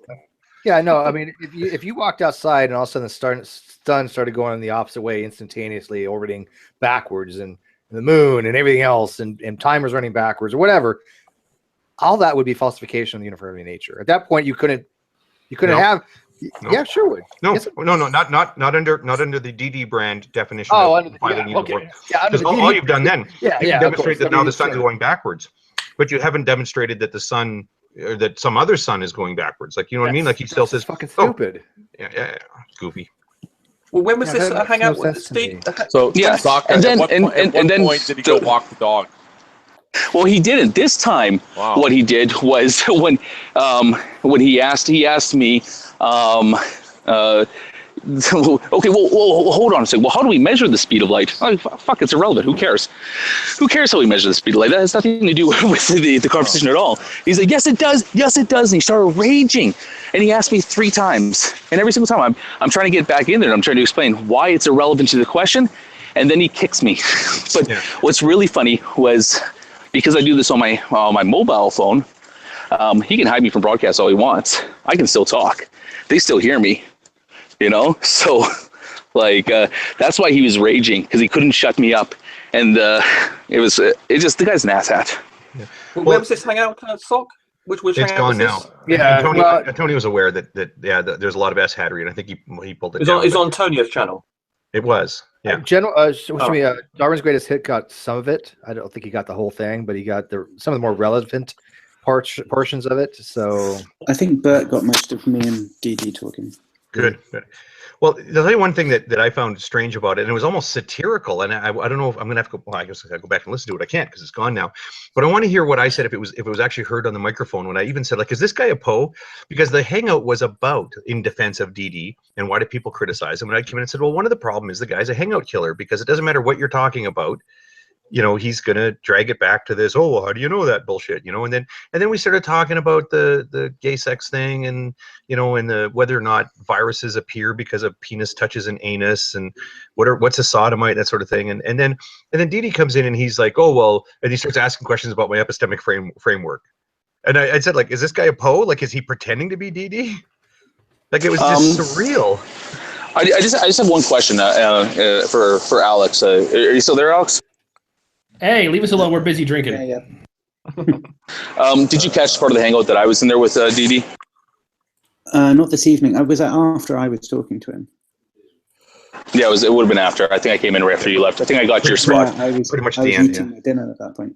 No, Sokka, you came in quite a bit afterwards. Alex, and I think Alex quite wisely at one point had just said, oh, okay, well, if this is the way you're going to be, and I'm sorry, I'm paraphrasing it poorly, but this is the message that has to be, not for Didi's benefit, because he won't change, but for Antonio's benefit. If this is the way you're going to be, I'm not going to have a conversation with you in this hangout. There are any number of great conversations that we can have and have had in Antonio those hangouts. But as soon as Didi comes in, he's got to have the mods. And not only is he a mod, but he appoints himself the senior mod. He's overruling decisions from the other mods. And we're going to talk about what he's going to talk about. Did you hear anything from Carlos? Or always from the same damn thing, though, too. It's always exactly the same. No, actually, because he only has the one topic. But I mean, just one more thing, because I got to take off here. Terrible at it. With Didi, with his argumentation, with everything that he's doing this with this, is there any point in engaging with this guy anymore? Like, really? I ask this all the time.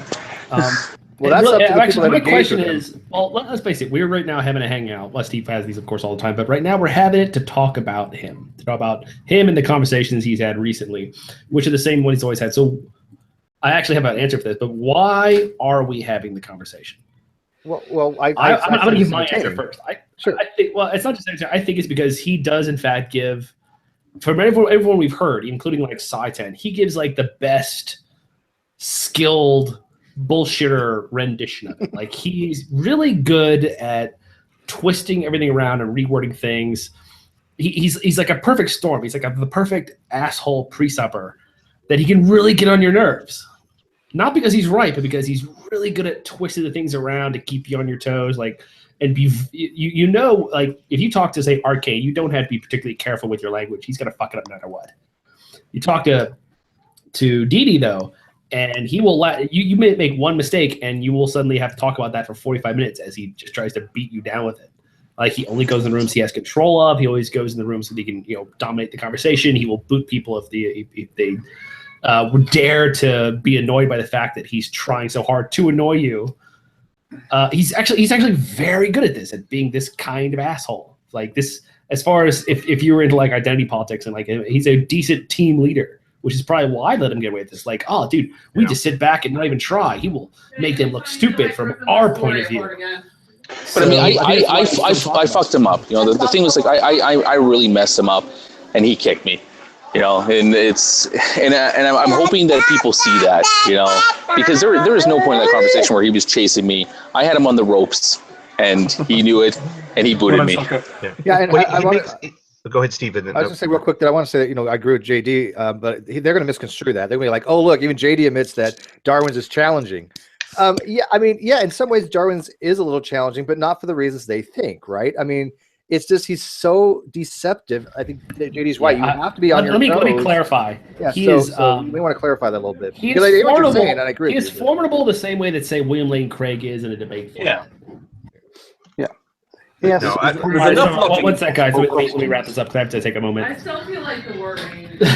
I'm helping my wife with one of her school papers, just grammar Yeah, I mean, stuff. All right. there's enough Anyway, logic. he's difficult in that he basically sets things up so that he has a significant advantage and he takes every advantage. And so, from a conversational standpoint, he is quite difficult, especially because his goal is to win by making you mad. In which case, kind of like he's got a bit of Trey Jadlow in him in that way. Like he really, you'll notice like he'll pick like anytime he talks to Hogtie, he's like, "Gee, Hogtie, you've had so much time to talk. You're just so verbose. You just won't shut up." He's trying to get into Hogtie's skin. He doesn't mean it. He's like, this will annoy him because that's my goal. I'm DD, and this is one of the things I want to do. I want to make Hogtie mad because if he gets mad, he might screw up one of the perfect. He might phrase something differently to a point where I can attack it rather than my typical thing, which is I make shit up and exert it on them, and then they have to correct that because what's that? The law of like bullshit, I think it is. I'm trying to remember. Well, I don't know what word debunking bullshit is so much harder than. Yeah. Hogtie, what word did you use that he went off a rabbit trail for like 15 minutes just on that single fucking word? What was it again? Well, one time it was arbitrary. Today it was assumption. Assumption. Yeah, it's assumption. Yeah. That's right. When it I has said, been yeah, arbitrary it is an before. Yes, assumption. he has told me that. But assumption today. Oh God. Yeah. Yeah, he made the claim. Yeah, he made the claim that all assumptions are. Sorry, he didn't make the claim all assumptions are unjustified. He talked about assumptions as if they are necessarily just the very nature, by definition. Assumptions are things that are unjustified. And he did make the stronger assertion that they are that. I wrote it down at the time. Yeah, well, his basic argument against you, Hogtie, was that you couldn't be certain about your position, and therefore, how could you know what was true? Therefore, because you couldn't be sure what was true, therefore you couldn't possibly be true. Well, that's his argument against everyone. In that particular moment where we got into this complete time-wasting derailing about the word assumption, was I was trying to explain the structure of this reductio ad absurdum argument I was using, which he just would have been a very, very short description if he'd have just let me say it, and it would have been done, and then he could have responded to it, or he could have ignored it as he always does. But he was insistent on barring me from making the point that I wanted to, even when other people, like the Ecclesiastes fellow, was saying, "Well, you're going to have to start hiding people from broadcasts so that somebody can make a point here." So I mean, they're aware that he's all shouty and interrupty. But when I was making the point about how that when you're making an argument, the arguments have assumptions, or you might want to call them premises, whatever, and they lead to conclusions. And he really resisted this idea that any of his arguments have assumptions because all of his starting points are true. And even when I clarified that sort of the structure of argumentation is that you start with premise 1, premise 2, premise 3, whatever, draw a line, you say conclusion, and those starting points are granted for the sake of your argument. Now, those premises themselves may have justification through other arguments, but for the purpose of this argument, they're assumed for the sake of proceeding with the calculus you would do towards your conclusion.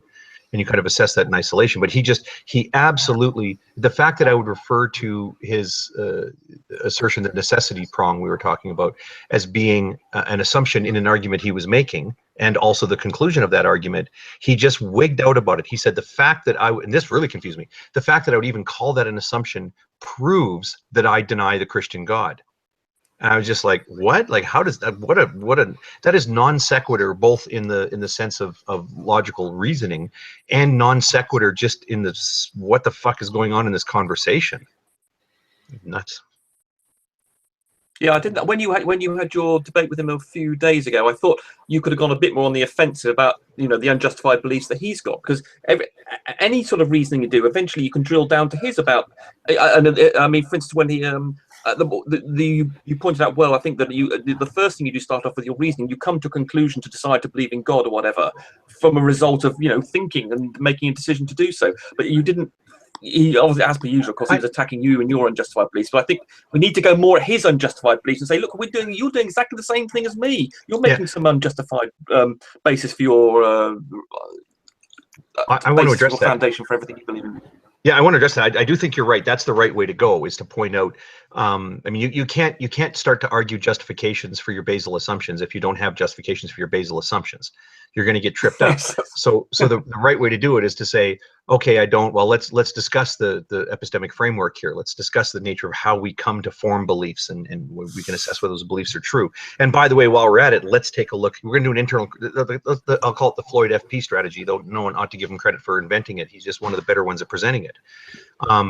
Yes, okay, my worldview has some unjustified basal assumptions. Is it your view that worldviews with unjustified basal assumptions are not good worldviews to have, that they're incorrect? Okay, if we're going to do an internal critique on mind, let's make this point real quick. If we're going to, I'm sorry, characterizing Floyd's approach is that Floyd will say, okay, if we're going to do an internal critique on mind, great, that was good, thank you very much. People might remember I did this with Arcane the one time when I said, oh, I'll make a list of some of the problems I have in my worldview. And then I set the list aside. I say, thank you for helping me identify the problems in my worldview, Arcane. Now let's talk about your worldview.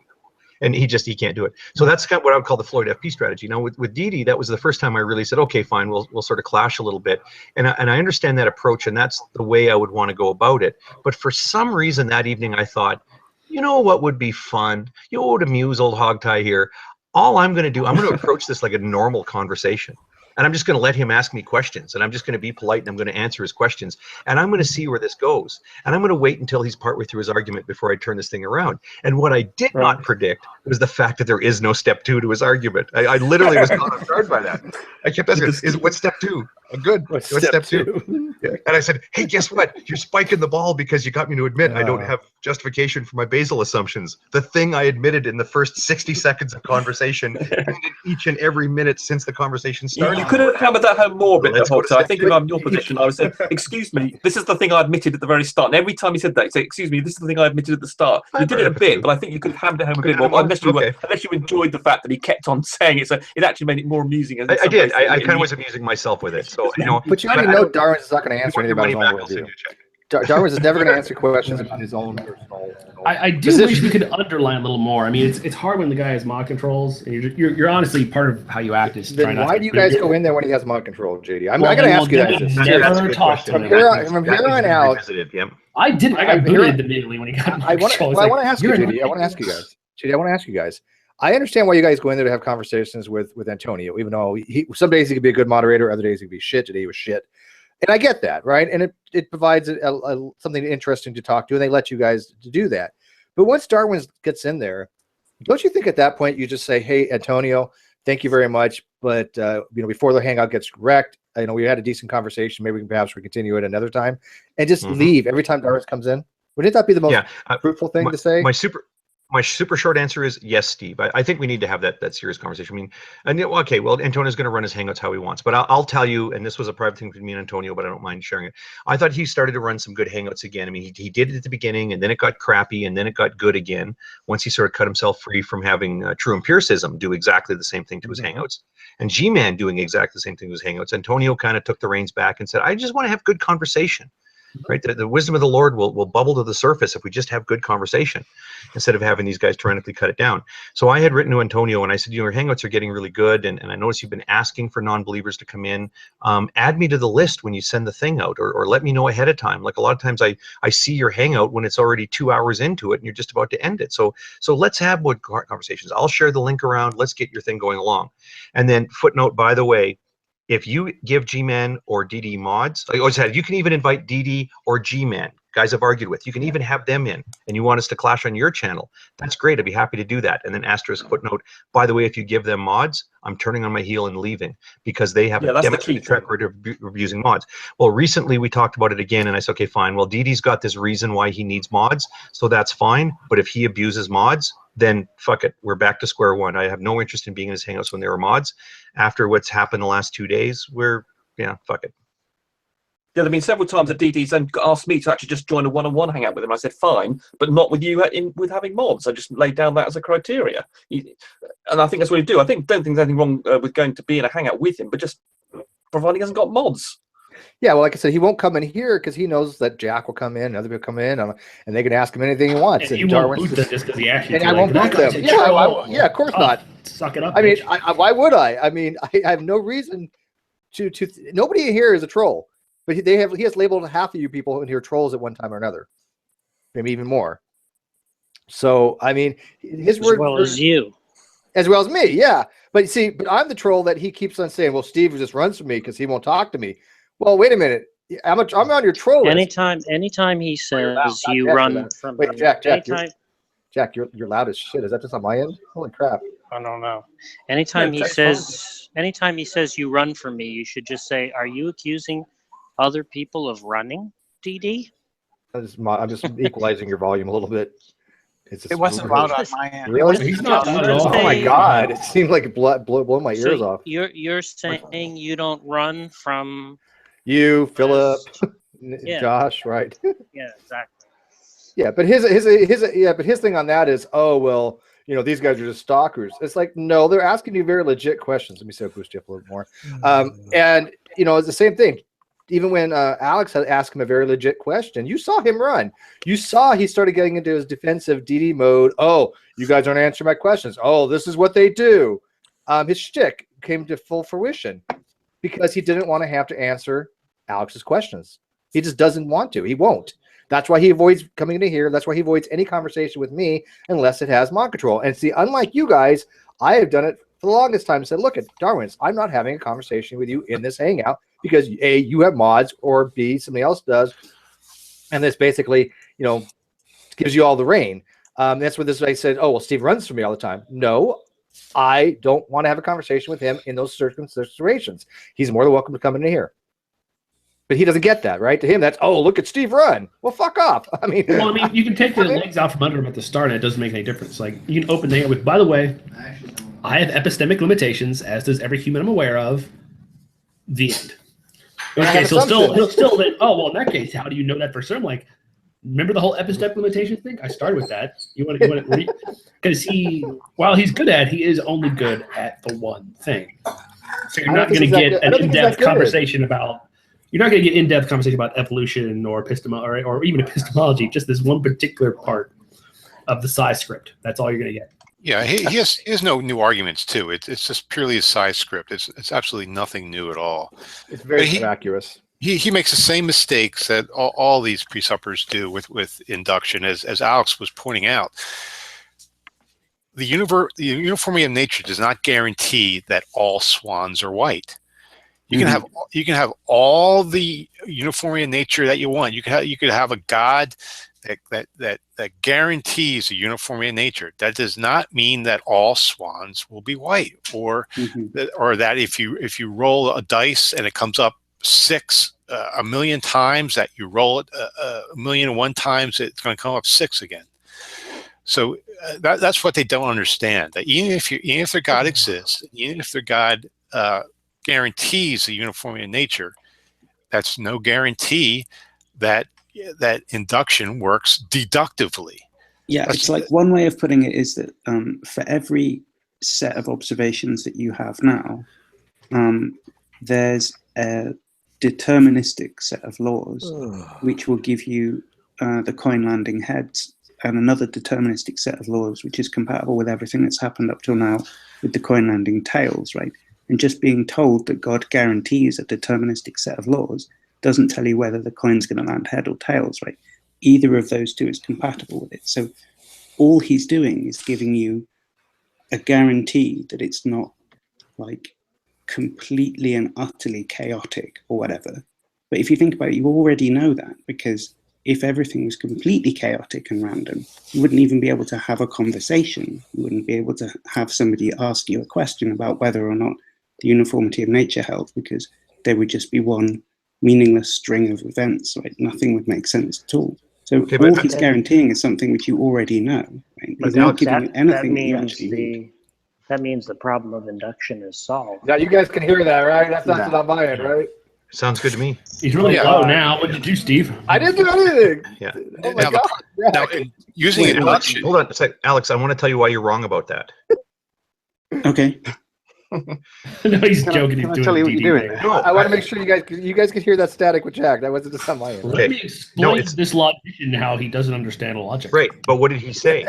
I said, I want to tell you why you're wrong about that. There's a second in Alex's mind where he went, oh, excuse me?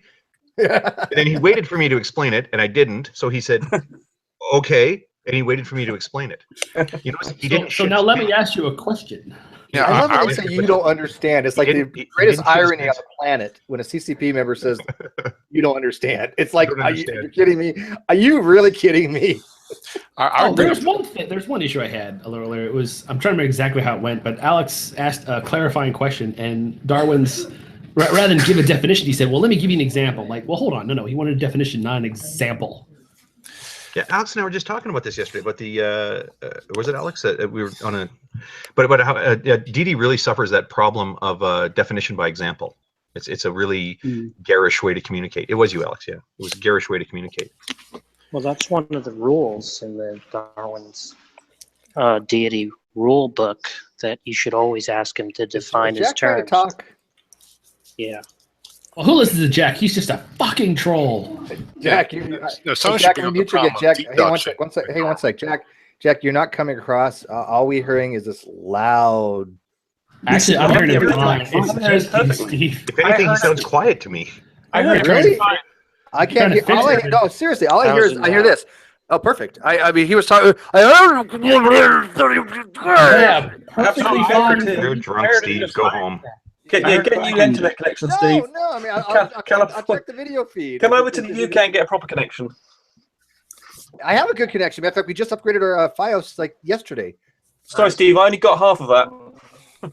Shut I up. think Alex is still waiting for me to tell him how he's wrong. That's the funny part about this. How is he wrong? That's just, actually, I was don't- waiting. I thought Jack had an objection first, but Okay. Well, I said. Jack, Well, you're right homicides now, is so, the joke. I said that if we know that nature is not completely chaotic, then the problem of induction is solved. is that right? Well, because what is the thesis of the uniformity of nature? That everything is uniform? No. Every possible regularity? It's not, right? So if the very possibility of entertaining the question, is nature uniform, presupposes that there are some regularities, then you have a transcendental argument for the uniformity of nature. Okay, is this the argument that you were talking to me about the other day? Well, it was something along those lines. Uh-huh. But surely the only thing that has to be uniform are the sort of laws of physics and chemistry and things, and from that you can get lots of Cell ununiform things. presupposes some regularities. If there are some regularities, then there is uniform. Yeah, they're just some things. Surely they're just some things have to be uniform, like the laws of physics. So it's uniform in that sense. You can argue there's a case for, but obviously, whether or not you get swans black and white, obviously, is not uniform. Not all swans are the same colour. That's not regarded as a uniformity you need to have. It's just in the basic laws. Well, I'm need to be saying uniform, EF presumably. is asking the question, how do you know nature is uniform, right? For that to be a meaningful Well, we don't, of course. question, nature would have to be uniform to the extent that that question could be meaningful, right? Which just means that nature is uniform, since the thesis that nature is uniform is not the thesis that every regularity you entertain happens to be a natural law. Yeah, but Law governing phenomenon. Appealing to a non-changing God doesn't help either. You know, just because a God is non-changing and he can't lie and so forth doesn't mean his creation can't change. In fact, we through observation we know his creation does change. But in Darwin's world, Well, they could say the laws don't change. well, that's a problem. In How would you Darwin's prove that? worldview, How would you prove that though? without begging Well, the you can't question, prove you it. can't- I'm yeah, just you can't saying do it. that's what they're going to say. Is that the Yeah, laws but don't change. in Darwin's worldview, induction's a bigger problem than in my worldview. Why? Because in his worldview, miracles exist. If miracles exist, how can we rely on induction? If a doctor is trying to find a cure for cancer, and he does studies, and he thinks he found some medicine that cures cancer, well, how does he know that God didn't intervene and create a miracle right there? How can we use induction at all in Darwin's worldview if miracles exist? That's what I would argue. Well, he's been asked that question before. What was his answer? Well, he seems to think that he can get around the problem by saying miracles aren't a violation of the laws of nature, but they actually are actually uses natural laws to perform miracles. But even if you could make sense of that claim, right, it wouldn't actually change anything, because it would still mean that any regularity that you thought held would could be subverted at any time by God's intercession, right? So the question remains, how can you perform induction? How can you have any confidence in any inductive inference if God can just perform miracles willy-nilly? Yeah, and my argument, another argument I have is I ask them, well, where did you learn about this, that your God created the uniformity of nature? Oh, from Scripture. Oh, from Scripture. Okay, well, how do you know when you open up your Bible tomorrow that it won't say something different? Oh, well, induction. Well, where do you learn about how do you justify induction? Through uniformity of nature. Well, where did you learn about that? From Scripture. Oh, but you're back to how do you know if you open up the Bible tomorrow that it's going to say the same thing? It's circular reasoning. Well, it's virtuously circular. I'm sorry, it's viciously circular. How did you learn this from the Bible? How do you know the Bible won't change tomorrow? Oh, because God says so. Oh, where did you learn that? From the Bible. Yeah, I think it's even more stranger than that. How do you even interpret what's in the Bible before you even make certain other assumptions? Like you're actually reading the Bible. Yeah. That you're actually existing to read the Bible. That there's a universe for you to be in to read the Bible. I mean, I don't see how you can just come out of the womb going, yeah, God exists, therefore I can do all this. It doesn't make any sense to me. I generally let them have this notion of revelation be a bit of a black box. Okay, you're saying it was revealed to you. Fine, that's a means to acquiring beliefs. I don't know if you guys agree that's the right way to go about it. No, I think it's good to show that you can concede their argument just for the sake of argument and show it still doesn't work. For what point? Then later you can go and say, but you know what? You haven't even given an account of how revelation makes any sense as a way of providing knowledge. Well, when did they get the revelation? I don't mind being a black box, but they need to at least say. Well, he thinks it's innate. He thinks it's innate. He was born with knowledge, because that I just can't get into. I don't think so. Yeah, I mean, there's postulating that what we all postulate. They postulate a God that's uniform, that doesn't change, that's stable, predictable, and so forth. And is that any different than like a naturalist, materialist would postulate that reality just isn't about to change on me? You're saying, really. He says my God isn't about to change on me. Well, I say, well, reality isn't about to change on me. It's not. His justification isn't any more superior than mine. Well, what they say though is that they say it's a necessary fact that God cannot change, right? But and the argument for that is? Well, they don't have an argument for it. Yeah. Well, God, it's necessary. Because if it wasn't, I wouldn't be able to use induction. It's just it's a fallacy of dire consequences. What the presuppositionalists say is that God's necessity is known by revelation. Oh, Darwin tried to get around presupposition. Again, that's one of their unjustified presuppositions. Yeah, is anyone going to grant them that revelation is? They think that revelation is justified. Yeah, I mean, who's going to grant them that? That's an argument. I need an argument showing that revelation is actually going to lead you to knowledge, or you can know something because it's been revealed to you. When you point out that it's a question-begging argument, he'll say all worldviews are circular, right? Now you can ask. He will. To give the argument. Even his own, he'll say he is circular. He has before. And So he doesn't have an argument that all worldviews are circular. That's the first thing. If you ask him to give the argument, he'll ask you questions. Do it. He'll start asking you questions rather than answer the question. Yeah, let me show that yours is circular. Well, we're not discussing mine. We're discussing yours. Yeah, that's what I was going to say. I haven't. Serge, can I just real quick insert? Can I just insert real quick? I haven't heard him do that. What I've heard him do as soon as he's in a bad spot. He then goes to this thing, basically you can't prove anything. right? He starts saying, well, you can't justify. Well, how can you reason to the fact that I'm using circular reasoning, right? He wants to immediately appeal to the fact that you're not allowed to use logic in a conversation with him. Yeah. Well, that's where you assert your ontology. Let him do this or not. A Christian agent, you've made the same.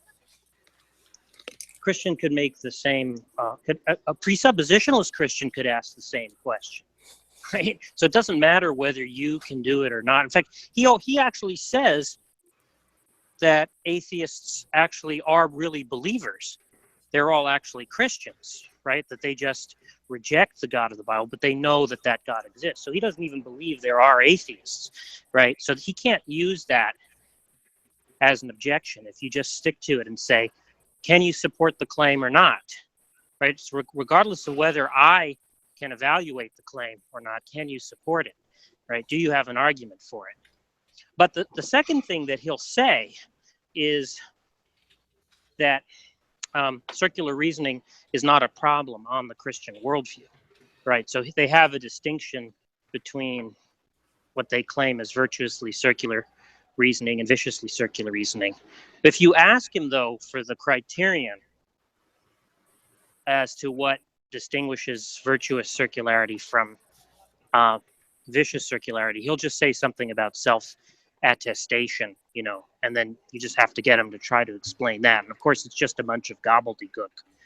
Yeah, and it's stupid because there is a distinction to be made there, and it's just that he doesn't know what the type of distinction it is, right? Like, you can say that an argument is virtuously circular if it's informative, right?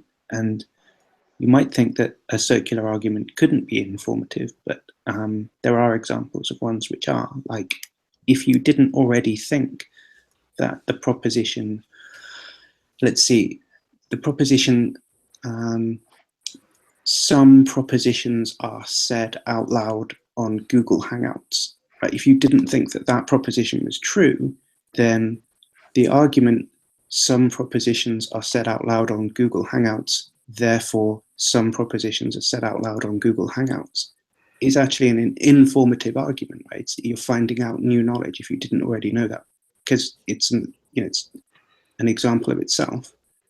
Not, I would think, not viciously circular and virtuously circular in that it's informative or something. I mean, I think you can marshal a kind of distinction like that.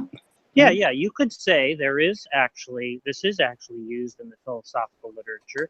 There are, for instance, virtuously circular definitions, I believe, right? But you could then just say, that's obviously not what you mean. Yeah, right? yeah. In this case, right? So you must be using some other criterion of virtuous circularity. Yeah. What is it? And then he's just going to say something about self-attestation. And the thing to do there is say, okay, take me through that step by step. Define terms, every term that he uses, and show you all the logical steps. He'll never be able to do that. He's never once given an actual argument for any claim in his entire history. All the 5 or 6 years that I've known him, right? I've never actually seen him be able to give an argument or be able to give a definition, an informative definition for anything, which is why the best tactic for dealing with him is every time he makes a claim, ask him to give the argument. Every time he invokes a concept, ask him to define it, right? He can't and never let him answer a question with the question. If you obey those basic 3 rules, right? And there are a couple of others. You will be flagged a troll by DD. Yep. Flagged a troll, kicked out of the Hangout. I think I've done this already. That's why I don't get to be there anymore. Like, yeah, I'm not even a troll. I'm worse. You'll never lose a debate. I'm not even a troll. I've been graduated from troll. I'm now a naughty boy. Yeah, you're not allowed to use any kind of actual. Very proud of that. Refutation of Darwin's and anything that comes from Pal Talkers, even though most of the stuff, a lot of the stuff is natural course of a conversation. Asking for his argument is really what most people would do if you have a discussion with him at some point. It's like, okay, well, make your case for this, but he just never does, because his whole shtick is not about his worldview. His whole shtick is just asking you as many questions as he can possibly get out. You pick and choose the ones you want to try to answer, and they'll just go ask you something else. Well, the thing is that naughty boys are kind of sexy sometimes. You may be into that. You know, that was a weird moment. I got to say, and if people don't know what happened in the side chat there, I had got messages from Alex and from JD asking, you know, if I could get the link for them or whatever. And I said, well, I'm going to ask first because I do respect Antonio's right to sort of pick, you know, who comes into the room. So I'd said, you know, these are the two guys, and what do you think about them coming in? And by the way, I'll vouch for Alex. If you don't know who he is, he's a good guy. He'll participate in the conversation. Leaving no express comment about whether I was endorsing JD coming in or not, because he knows who we are. And I mean, unfortunately, you're a bit of a victim of a bad reputation. When I see JD go into a hangout, he's always like, oh, good, I'm here. People are talking about stuff. I'm interested in this stuff. I want to join in this conversation. And he'll sit quietly and he'll enjoy the conversation. He'll, you know, and then once the shit starts turning ugly, then JD goes crazy. But they always forget that first part. As long as we treat him well, everything's fine, right? So there was some, oh yeah, Alex, give Alex the, so Carlos says, give Alex the link. So I did. And then I said, when Antonio got back, I said, by the way, Alex is here. I gave him the link, but it's because Carlos told me to. And my understanding was that when you're not here, it's as if, oh yeah, he goes, no, that's cool, man. I said, also, JD asked for the link. And so what do you think about that? And then I think it was Carlos had said, well, it's up to you, man, your choice or something like that. And I said, okay, I'll let him in. I said, he'll probably be good because, you know, he'll just listen to this part because it was back and forth between Alex and Alex was kicking DD's ass. I didn't need to help. Yeah. So I sent the link, and then immediately there was, who let JD in here? And I was like, well, you told me I could. And they said, no, I didn't. And that was honestly 100% my mistake, because what I didn't realize was after I'd sent, you know, you hit enter, but somebody else is typing, their message went through first. When Carlos said it's your choice, he was responding to something Antonio said, not to what I was saying. And I read it, went, oh, he said it's your choice. So I guess it's my choice. Somehow it's up to Hogtie whether or not JD's allowed in the room. I want to point out my first response was when I saw that, I was like, would you like me to leave? Yes. If so, I will. I'm like, it's his hangout. I'm not going to. You nutty boy. As soon as that happened, JD was the first one to say, okay, that's fine. I will leave if you want me to. And then Antonio said, no, it's okay. You can stay, but be on your best behavior. Right? And that was cool. And then when it all came out, oh, Hogtie screwed up. Okay, fine. Well, then DD was just like, no, we're throwing him out. And I said, well, no, they said he could stay. Well, no, DD's throwing him out. And then now they're immediately going to rally around DD. So the people are not given a chance. They're simply just told, well, no, you're not allowed to participate in the conversation, even when the moderators say that, no, it's okay. Now, I'm also going to point out that JD then came in with another account, which I thought was weird, because JD, you said you were going to leave if asked to leave. In my view, I wasn't asked to leave. I was thrown out. There's a difference. Well, okay. And also by Darwin's Daddy, and I respect the owner's hangout. I don't necessarily respect the people he's given mod privileges to. I make a distinction there. It's Antonio's room, but Antonio said I could stay, so one of his mods, is breaking the rules. Yeah, and but that of course guy can go fuck himself. Yeah, and okay, well then you notice what happened there too. In terms of about sort of giving each other advice and calling each other out when you do something that you think you shouldn't do. I mean, I thought JD was exceedingly polite when he came in. He typed in right away, hey, look, if that was a mistake, then fine, I'll leave. And then DD just, oh no, you can stay. And then DD throws him out. And then JD came in on another account, and then he threw him out. So then he came in on a third account, and I said to JD through a private message, cut that shit out. Because I'd sort of vouched for you to be able to come in, and then now you're going to do this thing where you're going to come with multiple accounts. So I told him straight out, and I don't ever pull punches with. Uh-oh, one of my kids fell off the top. Well, yeah, I was only coming in. I was only coming in to talk. One of my kids fell off the roof. Yeah, you know what? Crutches. That'll be fine. Yeah, I was only coming to say, Antonio, I thought it was okay. Why am I being booted? I never even got to 6. Because DD's like, oh, I'm quick. I understand that and accept your explanation, but I'm saying in the moment, I didn't think that was the best choice in your part. So I told you straight out, right? I was like, JD, cut that out. And then I said on air, JD, if you're listening, please just let it be, because they're saying no. Yeah. And then you didn't come back in, and that was your choice. Now whether you did that based on you value my opinion so much, or whether you you made a compelling case, not that you had to say much. I'm like, yeah, right. You know. Well, then once I came with like the third one, got booted me. I'm like, I'm not getting back in, and 2, Antonio clearly doesn't care. Yeah, so I mean, you made your choice based on that, and that's fine. But the reason why I raised this issue, and I don't know how many people really care about the details, what happened in the side chat. I'm just explaining, because for people who watched that, it seemed very confusing that I was apologizing repeatedly for JD being there, and that's because that's how it would come to be. But notice too that I will talk to JD privately and publicly, tell him look, I'm not your mother. You choose what you're going to do, but I wouldn't do what you're doing right now. And then like every time I use G-Man's real names, like, oh, JD, come on. We've discussed that privately and publicly, and I've been accused of doc dropping in spite of everything I've said about it. But the point is that I'll say that, and then JD will take on board my arguments, and he will think about what information he has at that time and make his own decision. But I don't hesitate from telling him this is what I think, and everybody does that with me. But you look at how they act when Didi's treating somebody poorly. Do they ever call him out on look, well, they do sometimes say let the guy finish his point. I think that the Ecclesiastes fellow is very good for saying, come on, at least let him finish, and then you can tell him why he's wrong. But that's a rare moment when any one of them will actually tell somebody else, hey, I wouldn't act the way you're acting right now. Very rare. I believe Antonio's the Hangout was actually deleted. I can't find it anymore. The YouTube Bird Pool is uploading it. Okay, Darwin's Greatest Hits actually posted like 50 minutes of it. But I think good. I'll have to watch that. Yeah, but I think got me a whole lot. Antonio's original Hangout video has been deleted, as far as I can tell. But yeah, Darwin's Greatest Hit has 50 Pool minutes said of he it. got 50 minutes of Alex and EF. Actually, well, Jack is here. Can I also ask you, and this may open the door too for me to repeat my what ends up being an apology to Realistic Nihilist, but I don't know if you'd heard about this or not. I think you did because you were there when it happened. Didi had told me in a Hangout one time about that you guys are all kind of stalking him and including Realistic Nihilist in this thing. And I had kind of said something like, oh, well, if those guys are kind of hounding you, I sort of get that. And I really echoed, like I'd kind of accepted without skepticism, this suggestion that the so-called Paltalk Power Rangers, and I haven't really been following that story. I don't really, I sort of know of some of you guys, but I don't really, and I was contacted, Josh and I have known each other for about 5 years. Not that we're really close friends. We sort of talk every 6 months, so I don't want to say, we're super good friends, but I think it bothered him that I so quickly publicly said, oh yeah, those guys are all stalking you. Or they're treating you poorly, or whatever it was I said about it. I shouldn't have agreed so quickly that that's what was going on. But did you want to say anything about what happened that evening and why, what's her name? There's a girl that's amongst your group there that's... Godless girl? Yeah.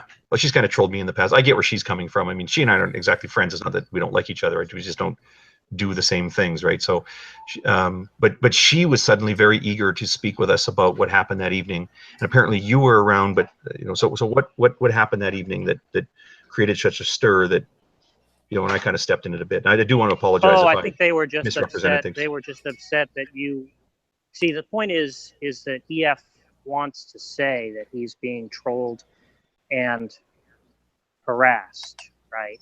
And so it sounded like what you were saying was, yeah, I don't think you should have to talk to anybody you don't want to, But of course, what we do is just go into public hangouts and ask EF questions that he doesn't want to answer, right? The only reason why we're labeled trolls and stalkers is because he doesn't want to answer our questions, right? If he thought he could defeat us in a debate, he wouldn't hesitate to step into a hangout that we were in.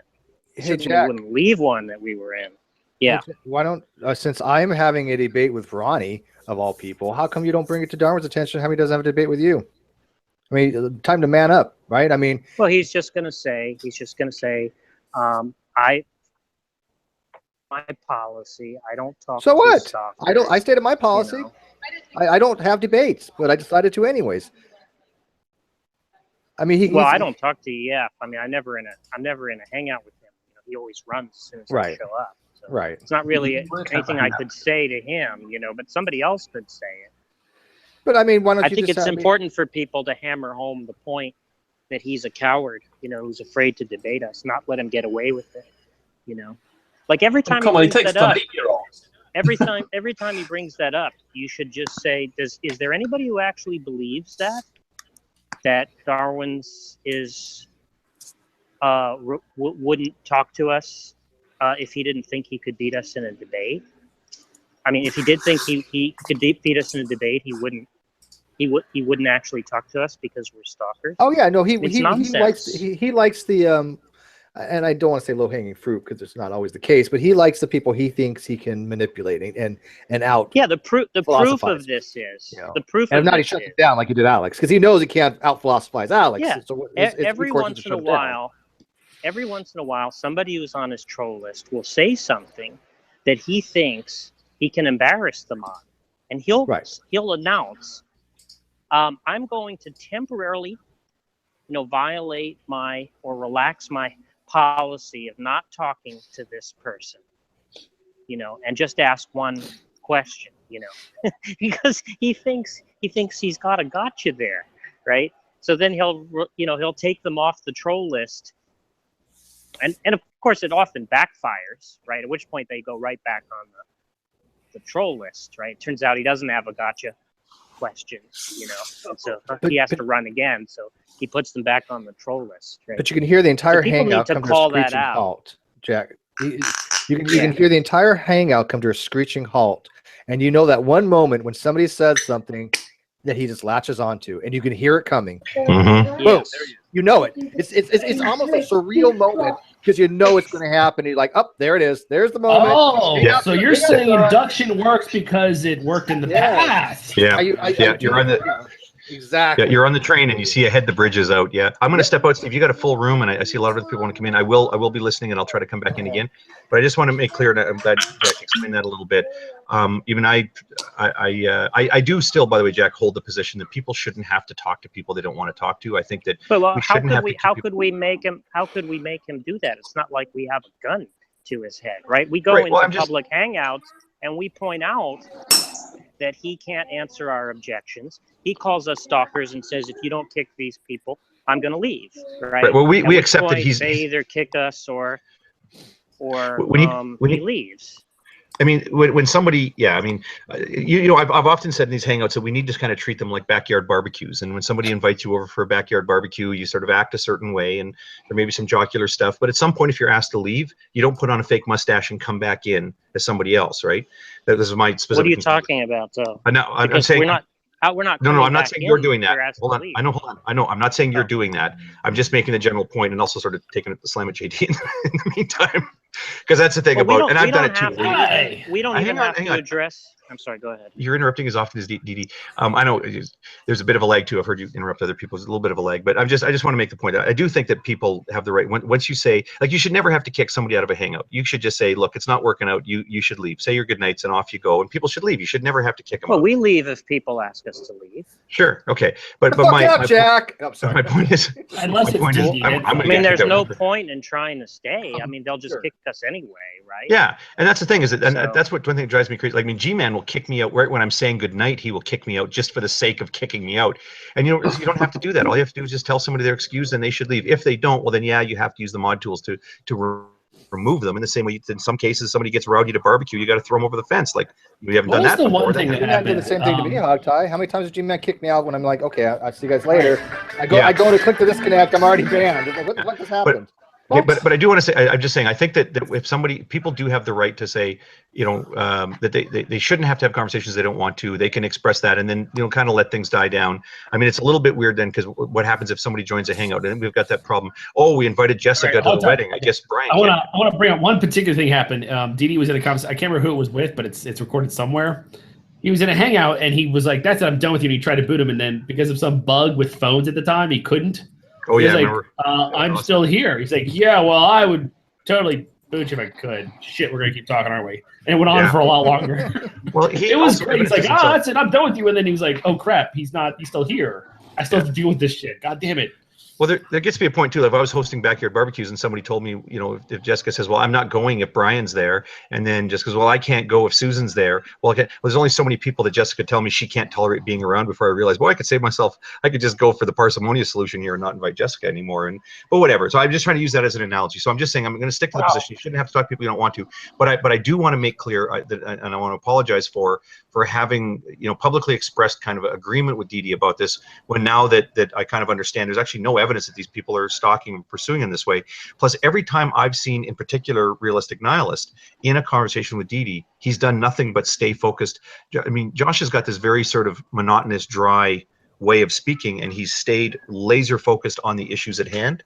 and he doesn't interrupt, and all that accusation that Didi was making that I think I sort of casually agreed with. I really shouldn't have done that, and I just. Well, I mean, we did this thing in Nadia's, right, where he would say that we were obstructionists, right? And so whenever he said that, I'd say, okay, let's institute the 2-minute rule, right, where people line up, take turns. You know, they get 2 minutes on the mic, right? So there's no way anybody can interrupt anybody. You hide everybody from the broadcast, right? And somebody gets a full 2 minutes if they want, and they line up in a queue, right? That way he couldn't get away with saying we were trying to obstruct the conversation. And he always left immediately. Yeah, as soon as that got suspect, instituted, because he knew then that he would have to focus on the issues, right? Where he's completely outclassed. You know, he isn't capable of being. He isn't capable of producing an argument if he's asked to provide one. You know, so under those conditions where he can't play his games, answering questions with questions, and cornering people, and all of that. Then under those conditions he can't function. So well, thanks, Steve, for now the second opportunity for me to make that apology and try to put the toothpaste back in the tube. Which, how do you do it when you said something to Hangout you regret? He's always going to say like, "Oh, Hogtie even agrees that they're stalkers," right? He's always going to say that. Yeah, well, it's out. What can I do? But except to apologize for the people I said that about, especially Josh. That was unfair. But anyway, I will continue listening. And again, you got a full house again, so I'm going to go bug my kids for a while. I'm going to see if that injury is serious or not. So. And by the way, thank you, Hogtie. And by the way, I have never agreed with Darwin's on that. As much as I kind of had issues with Pal Talkers when they first came over, it's for completely different reasons. But I never thought they were stalking Darwin's. As a matter of fact, I always thought they had very good arguments against Darwin's. So, and then I found out what a real prick he even was, and it's just like, wow, yeah, it's like the guy is just. I'd be sorry, Jack. I agree with you. People thought we were very unfair to Oh EF, God, you guys. That was before they learned what EF was like. Oh, I'm going to say this one for all. There's a lot of dishonest, duplicitous jackasses on the internet, and a lot of them in our community. And I will tell you that Darwin's is probably the number one. I mean, he puts every other member of the CCC to shame about the level of his complete and utter dishonesty, and just he's a sycophant. He just loves to go after people just to try to make them feel stupid. He doesn't want to educate. He doesn't want to teach them anything. He doesn't really know much. Yeah, I just find him to be the most horrible human being in our community. I'm sorry, he really is, Jack. He really is. You guys are right on that. I'm just. Yeah, he's a thug and a bully. I mean, that's what we've been saying from the outset. His entire aim is to humiliate people. God, we got a regular. He called me a bully. I was like, are you serious? I think, come on, really? It's just a joke. Maybe I'm punked. Really? I really thought this was going to be a serious. I was like, is he kidding me? That Darwin is calling me of all people. Wow. If this is a barbecue hangout, then Alex needs to share some of that scotch he's got going over there. Whiskey. Whiskey? I thought it was scotch. It was whiskey. It's scotch. Yeah, it's scotch. Somebody or the Scotch whiskey. Lefroy is scotch whiskey. Yeah, if somebody wants to repost the link, I know Alex has it. I don't have access to the side chat. I posted it in the external chat, but if you want to post it in the side chat or in the live chat, Bert uploaded the video of the full. I think it's 50 minutes. So yeah, I'll post the Darwin's Greatest Hits video of it as well. That's that one's like 15. No, it's 50. It's 50. Yeah. They're both 50. They're both 50. They're both 50. Oh, okay. So then it's the same. But who's breathing into the microphone in a strange way? They're like, that could be me. Sorry. Persecution porn. Yes. Hey. I thought this was about porn. Yeah, I know. We mentioned the word porn and Reds appears. Hey. I was on a hangout with, I think his name's Brojo Saved by Grace. In fact, I actually have the video of it on my channel where he's a beginner pre-supper claiming that all of their worldviews are incoherent. So I said, okay, assuming the presuppositions of my worldview, please show a contradiction in my worldview. Show how it's incoherent. And he did the same thing that all these cyclones do. It's like, well, you can't justify your presuppositions. I said, well, no, wait. You said my worldview was incoherent. Okay, so assuming the presuppositions of my worldview are true, show how it's incoherent. And of course, he couldn't do it. And then he started retreating, and he called in Dee and some other guy, I forget. Anyway, and I said, well, Dee didn't have anything, and then like shortly after, I was sniped, and the hangout came to an end. So I'm pretty sure Dee sniped me at that point because he couldn't participate, and we were off air at the time because Dee sniped me once, so that put an end to the broadcast. But then I rejoined, and then he sniped me again, and I said, okay, well, we can't even have a hangout now. I think he did the same thing. Just speculating. I have no real proof that he was the one who sniped me, but it sure seemed that way. I think he did the same thing to Hogtie about incoherence, didn't he? And that 2-hour one where Hogtie kept on repeating that he was basing his foundation was unjustified. One of the attack modes of DD was to say you're being incoherent. And I think Hogtie then responded in the same way, demonstrate that there's incoherence. So that's another prong I think people should be aware of that DD will use. And I think you're absolutely right, Floyd. You should go with, well, show it, demonstrate there's a contradiction there somewhere. So I think people need to be alert to that and get straight back and attacking back. He isn't capable of giving arguments. Hogtie's cat is in the live feed, so that Hogtie's cat is the necessary precondition for all knowledge. He supersedes any Christian deity. Because he has told us this cat is the omnipotent. Well, I don't know. Does he have to be omnipotent? It doesn't really matter whether he's omnipotent or not. He's just without Hogtie's cat, we can't know anything. Yeah. So he's got 9 lives. We should start the Church of Hogtie's cat. Yeah. Is it immutable? Wait, like I said, Hogtie made a good case that he doesn't have to have the same attributes as a Christian God. All he has to do is to say he without that cat, you can't have knowledge, and just assert it over and over again. He can lick his own ass. That's a big feat. That's true. Can you? No, you can't. Now, Carlos, I'm sure wishes he could, but since I'm not into this philosophical bullshit like you guys are, let me just ask this question. Because you can literally fill in the blank with anything, including Hogtie's cat, doesn't that show that this type of argumentation is really weak as shit? Yeah. Because they don't have an additional story, at least, that you can tell, which sounds plausible, about how if you take that thing away, then other stuff stops making sense, right? Like, so if you tell a story that sounds, so I could tell you a story like space, the perception of space is necessary for any of your experience to be intelligible. And the reason, and like what I'll tell you in this story is that something like, look, if you imagine what the experience would be like if it didn't involve a spatial aspect to it, right? You wouldn't be able to distinguish one thing being in one place and one thing being in another place, right? It would just be confusion. It would just be like a sequence of things you wouldn't be able to make sense out of. Like a bit like, imagine what a baby's experience is like the second after it comes out of its mother or whatever, right? As soon as it's looking around for the first time, right? Those experiences don't make sense to the baby. It's just a confusion.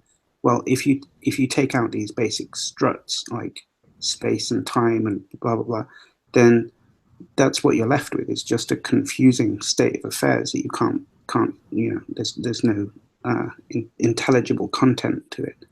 And so if you can tell a story like that and get the other person to go, yeah, I grant you that story makes sense, right? I follow that story and I concede it or something. Well, then you've talked them down the path of saying, well, if that story is true and you say that it's true, you accept the story, then the thing that we started off saying is required in order for experience to be intelligible. Right? But absent that type of story, if you just say, well, fucking X is necessary for experience to be intelligible, but I'm not going to give you any kind of reason for thinking that X is necessary for experience, then yeah, of course, you can plug anything in, right? So when people give transcendental arguments, there's a difference between a transcendental argument and a transcendental assertion, right? And a transcendental argument is the story that you're telling, right? It's that you're trying to pack in all of the reasons to think that this thing really is necessary for experience to be intelligible. And so there are lots of philosophers who give these types of arguments, like Kant, obviously, who's kind of generally considered to be the person who started this whole thing off. But then it was fashionable for a bit in analytic philosophy in like the 50s and the 60s. There were quite a lot of examples of this type of thing. So Peter Strawson and Hilary Putnam both give arguments like that. There's another really big name guy. Maybe who am I thinking of, Jack? Maybe you can put your finger on it. Maybe he's not right there, but who gave a transcendental argument? Yeah, I'm trying to think of another prominent one. It's like X, and then you give reasons for X. But since the reasons are so cookie cutter, copy and paste, couldn't you just assume that the reasons that apply to whoever this God thing is would also apply to a fucking cat?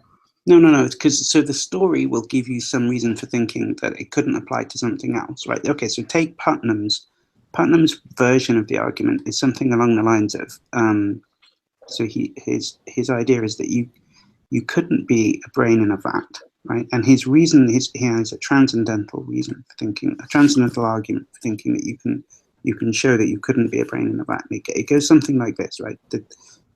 The idea is that there's this. So it's a theory about how language works that gets you there.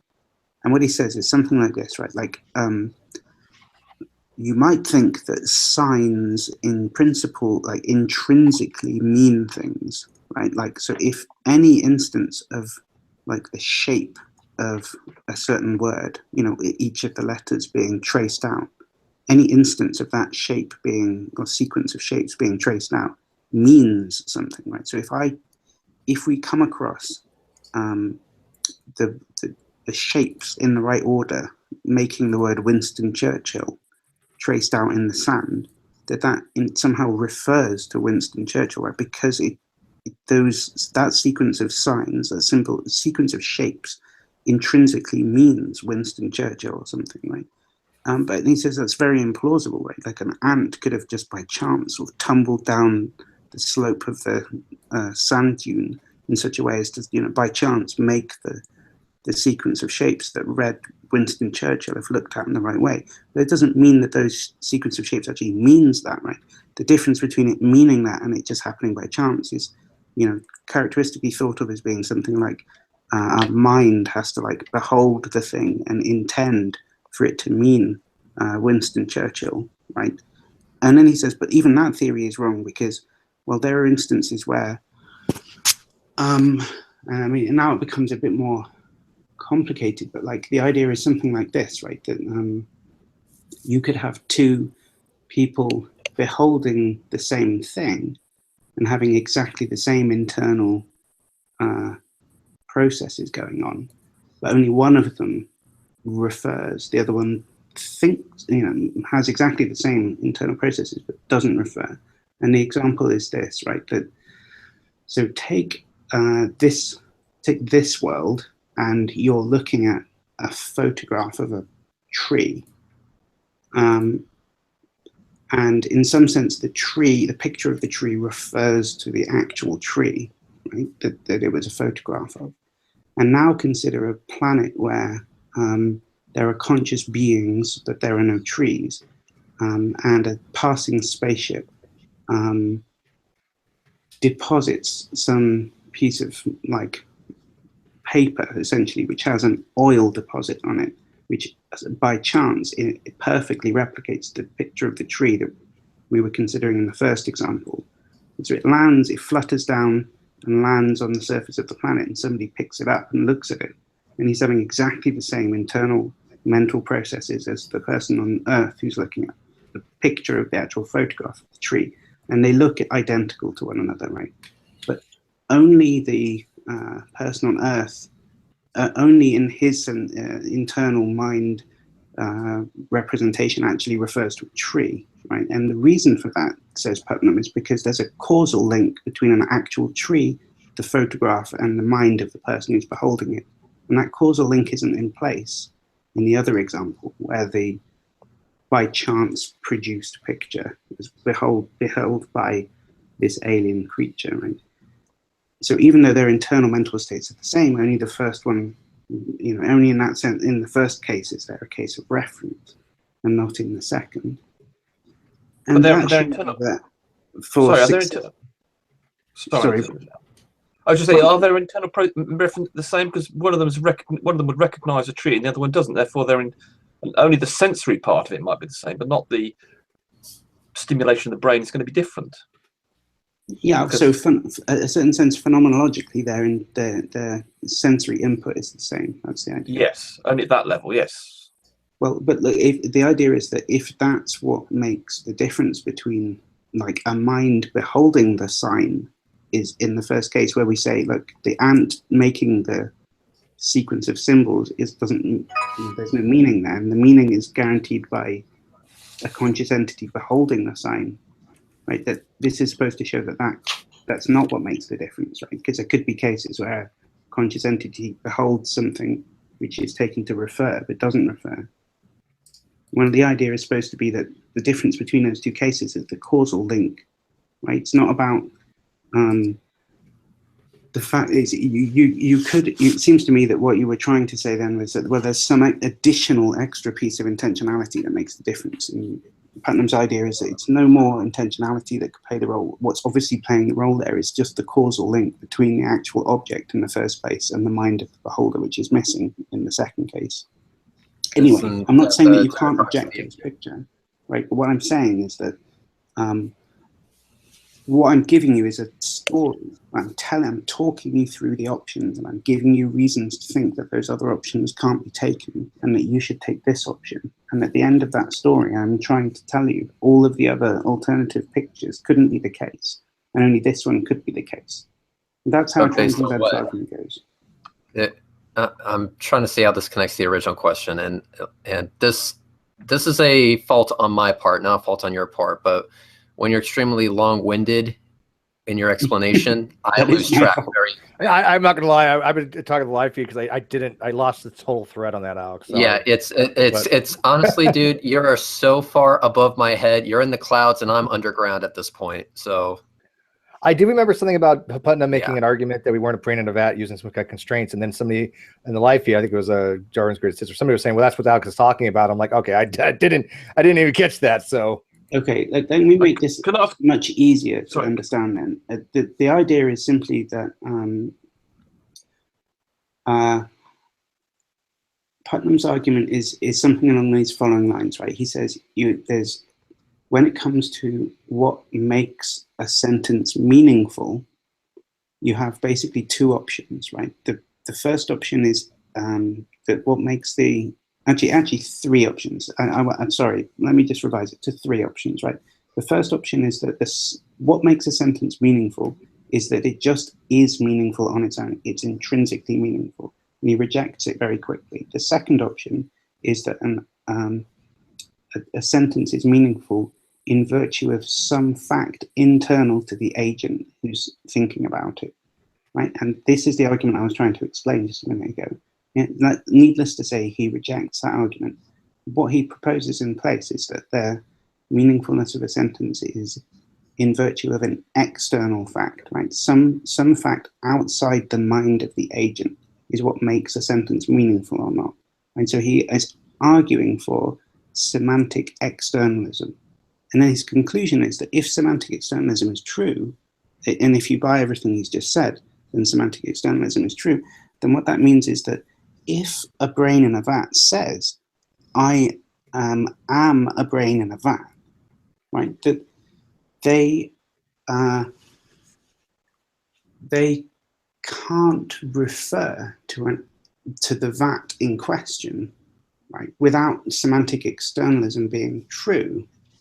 So essentially the idea is that what you want to say is something like, look, if I was a brain in a vat, then all my terms would refer to the world in which I lived. Okay, so I'd be like, maybe in the Matrix they say things like, oh, this person is talking to me or something, but it's not really a person, right? Because it's just a sort of sprite that's generated by the game or something. And the idea is that like you think it's a person, but it isn't really a person. Well, Putnam's idea is that like for your sentence, I'm talking to a person, to actually be meaningful, it couldn't be a sprite. It would have to refer externally to a real thing that actually existed, right? And so if you're referring to a sprite in the game, then what you're saying is, strictly speaking, like meaningless. It lacks the conditions required for meaningfulness, right? He's an externalist about what meaning is. So if you were correct in saying that you were a brain in a vat, you would have had to have referred to the external reality that actually exists outside of your perspective, thus, bridging the gulf between you and the external world. Like you would be, the only way that that sentence could be meaningful is if the skepticism about whether you were in that condition was false. And I'm not sure if I did simplify that, but I've tried not to at say all. as clearly as possible. By referring to a vat, you're just referring to something external to you. To say you just said there's a vat that's external to me. But if you just go pure solipsism, saying the only thing that exists is my mind, then you're not referring to anything external from your mind at that point.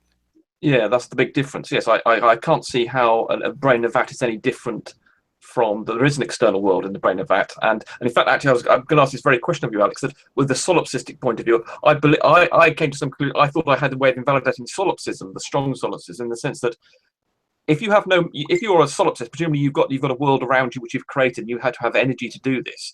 Presumably, given you have no memory of this, or there are things in the world that you know that you couldn't have created. For instance, in your world, Alex, you've got books on quantum mechanics. I presume you don't think you could have written books on quantum mechanics. Therefore, you're not capable of having created these things in your world. Therefore, something outside your world must have done so. Therefore, you can't be in a solipsistic state unless someone in some earlier phase of your life you did it, and then you can't remember the fact that you did it, or somehow you're disconnected from your previous state of mind where you were capable of doing these things, and then you've forgotten about it.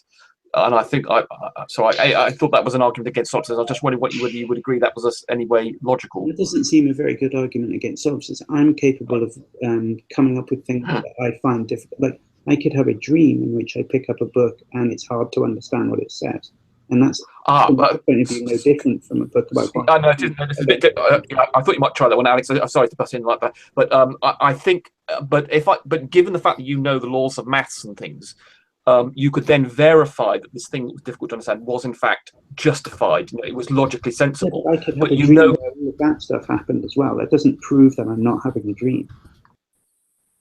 Well, sure, yeah, but there are things that you're not capable of doing. You know now, presumably, that you couldn't write a book about quantum mechanics. But what you could do is... I know that I could write a book that seemed confusing, like it was... Now, that's different. So that's what I said. That's all it is. And then when I do I would be able to write a book about quantum mechanics, because I don't understand. So let me finish my point. But you could verify, if I gave you a book on quantum mechanics, you could demonstrate that the maths inside that, by yourself or thinking about the subject a lot, you could say, oh, look, I could. So you can verify it, but you're step by step, and then realize that this thing that you perhaps by the end of that very long process, you could have written some part of it. But when you first met it, you could say, I couldn't have created this with my current state of knowledge, but I can verify that it's not just a confusing random book, it's actually sensible. Look, I could have a dream where I pick up a book and it's initially very hard to understand. And as part of my dream, I have the sensation of coming to understand it, right? And all of that could be an illusion. There's absolutely nothing in any of that proves that what's happening isn't a dream. You're right, but I think that surely if you can show that the things that you can deduce, I think we were talking about earlier about things you could verify analytically, you could say you could deduce that maths works, and then you could verify that this is making sense, but you could also know that you couldn't have created it. I can only verify that internally it feels like it makes sense. Yes, but if you knew the rules well enough, if you knew enough sufficient maths rules, you could go through it and say, oh look, if you worked really hard and you did research and you found in your world there's this rule that made sense, and deductively you could show that it is valid. No, because look, I could feel like, so this I think is even an example from Wittgenstein, but I could have a dream where I read a newspaper and it feels to me like what's happening when I'm reading the newspaper is that it's a sensible process. And then maybe as I wake up or just after I wake up, I reflect back on what I was doing, and I realize that it was just a series of shapes and sounds and stuff, accompanied by the feeling that it made sense. Right? And that would be indistinguishable from an internal perspective. Well, yeah, but I'm saying it's more than a feeling. That's why I'm attacking it from the point of view it's more than just a feeling. I'm saying that you could verify it using the maths that you know, and you could say it's not just a feeling. There's no difference between those two things. We're gonna have to pick this up. We're gonna pick this up another time because Yeah, one second. I just want to say that this is everybody's falling asleep at this point because this is just going nowhere. Sorry. I'm going to grab Alex one day and just hold him in a vat of my own. What you guys do in your private time is your business. I don't judge. I think there's an easy way. I've already got 2 other issues outstanding. I've got to accost Alex on that I've been needing to do for months. And I've got the third one now. Let Reds go real quick. Yeah, go ahead, Reds. All right, can I just interrupt this perpetual clusterfuck to make a challenge out to a douchebag that has been commenting in the live chat? Is that possible? Sure, but he already left. But go ahead. He already left. Oh, that pansy. What do you expect? Oh, that. Damn it. Okay, never mind. You're cowards. Well, damn it. I think if you use the planning as evolutionary argument against naturalism, that's probably a clearer example of how a transcendental argument works, right? Mm-hmm. Alex? But more importantly, who wants to have Mr. Intelligent Design back? Yes. Come on, guys. I was just about to say, I was listening to all this stuff while I was doing some tests and stuff, and I once again got nostalgic about my early days in this part of the discussion. I mean, I started this stuff pre-YouTube, but once it really took off on YouTube, and then the early days of Hangouts, when it was science, when it was people who did science badly, because I felt more on my feet.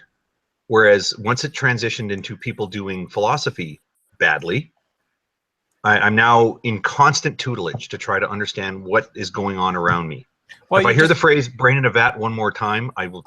I have taken a small doses. As much as I like it, and I love listening to it. Good night, Alex. Okay, good night, Alex. Enjoy your Scotch whiskey. I wish I had some. What I learned from that. I'm coming for you, Alex. What I learned from that is I'm as smart as Einstein, because the fact that I could read a book on Einstein and I'm a brain in a vat proves that I'm as smart as Einstein. You must have, yeah. Well, it's so funny because go ahead. Steve, go. No, go. Okay. Well, what I find funny about the whole brain in a vat thing is because coming from the other side of it, like from being sort of looking at the physical world and kind of to understand biological systems and astronomy as best I could, all those things, and then to sort of get into philosophy a little bit later. It's already my view that we're brains in a vat. Every time somebody uses that expression, well, you could be a brain in a vat. You are a brain in a vat. Now, I know that this meant something different. I've sort of come to accept that it means that everything about your external reality just doesn't map onto your experiences, that you're just getting this artificial stimulation. But do people not realize, you must realize, that every experience you have is constructed. I mean, the world that does exist around us, even if we agree that there's a world, I mean, do you not agree, as you've been investigating that world, did you not grow up out of your childhood and come to learn that there is no color? Right. There's no color in the world. There is no sound in the world. All of these things that you refer to about your experiences are things that are constructed inside your own brain as a way of creating a mapping, a meaningful mapping, something that gives you success strategies to avoid predators and to help you catch prey and find sex or whatever else it is you're trying to do with your life. These are things that are constructed, mapping onto these arbitrary physical things like the frequency of sound compression and refractions. I like how you put that as a mapping function. I like that. That actually. That being the skull, I guess. Sorry, this is completely different. One of them is artificial. Someone has created the external sensations, and the other case it's natural. There's a vast difference between the two. I accept that they're. Yeah, no, I accept that they are very different. That's why when I said it, the perception is the same though. To the brain, it doesn't matter though. Yeah, exactly. The brain is still that's the argument. A reality is percepting, whether it's been introduced or not. Like Hogtie was saying, I've always said that colors are produced in the brain; they don't exist in reality. Don't exist. Yeah. Yeah. Yes. Well, sorry. The fundamental is there's a system. The idea is that you've got a brain, you've got an interface with your sensory perceptions, and outside, and then we talk about what's outside that sensory system. Whether that's a natural world, doing its own thing due to physical laws, or someone else manufacturing a sort of film for you, a film set for you. No, and I agree. That's why I said when I was presenting that and sort of shaking my head as I'm saying it, that I accept that that's the relevant distinction, and I'm quite willing to discuss it in those terms, because it is interesting that you conceivably could put electrodes in the brain and then just create these stimuli, and you don't really need your eyes or your ears or even a world in front of you to be able to create these perceptual events. But I was just sort of remarking that I just find it kind of weird when people would talk about this, that like, don't you get that the things you claim to experience are merely internal representations you create? And sure, okay, they map onto a real thing. If you hear a predator growl and come running at you, your brain forms this image that isn't really what's going on in the real world, and it makes you react in a way that's a good thing, because there is something in the real world that will kill and eat you. It's not the thing that you see in your mind. When you sort of have this perceptual experience of this predator coming at you, you hear the sound, you see the richness of the color, and there's an emotional quality to seeing a predator's face when it's pointed right at you and it's locked on. None of those things are real. That's stuff you make up in your head, but it is mapped onto something that really will kill you. But surely, through the lens of the eye, if you regard that as a sort of giving you a realistic view of what's going on, like the image, like a pixel, like on a monitor, those little pixels effectively are being recorded in your brain. So you do have an image of this thing that came to you, does map onto the real view of that image through a lens, and the sound as well through that information is. Yeah, retinal pixels aren't hooked up to your brain. That's another misunderstanding.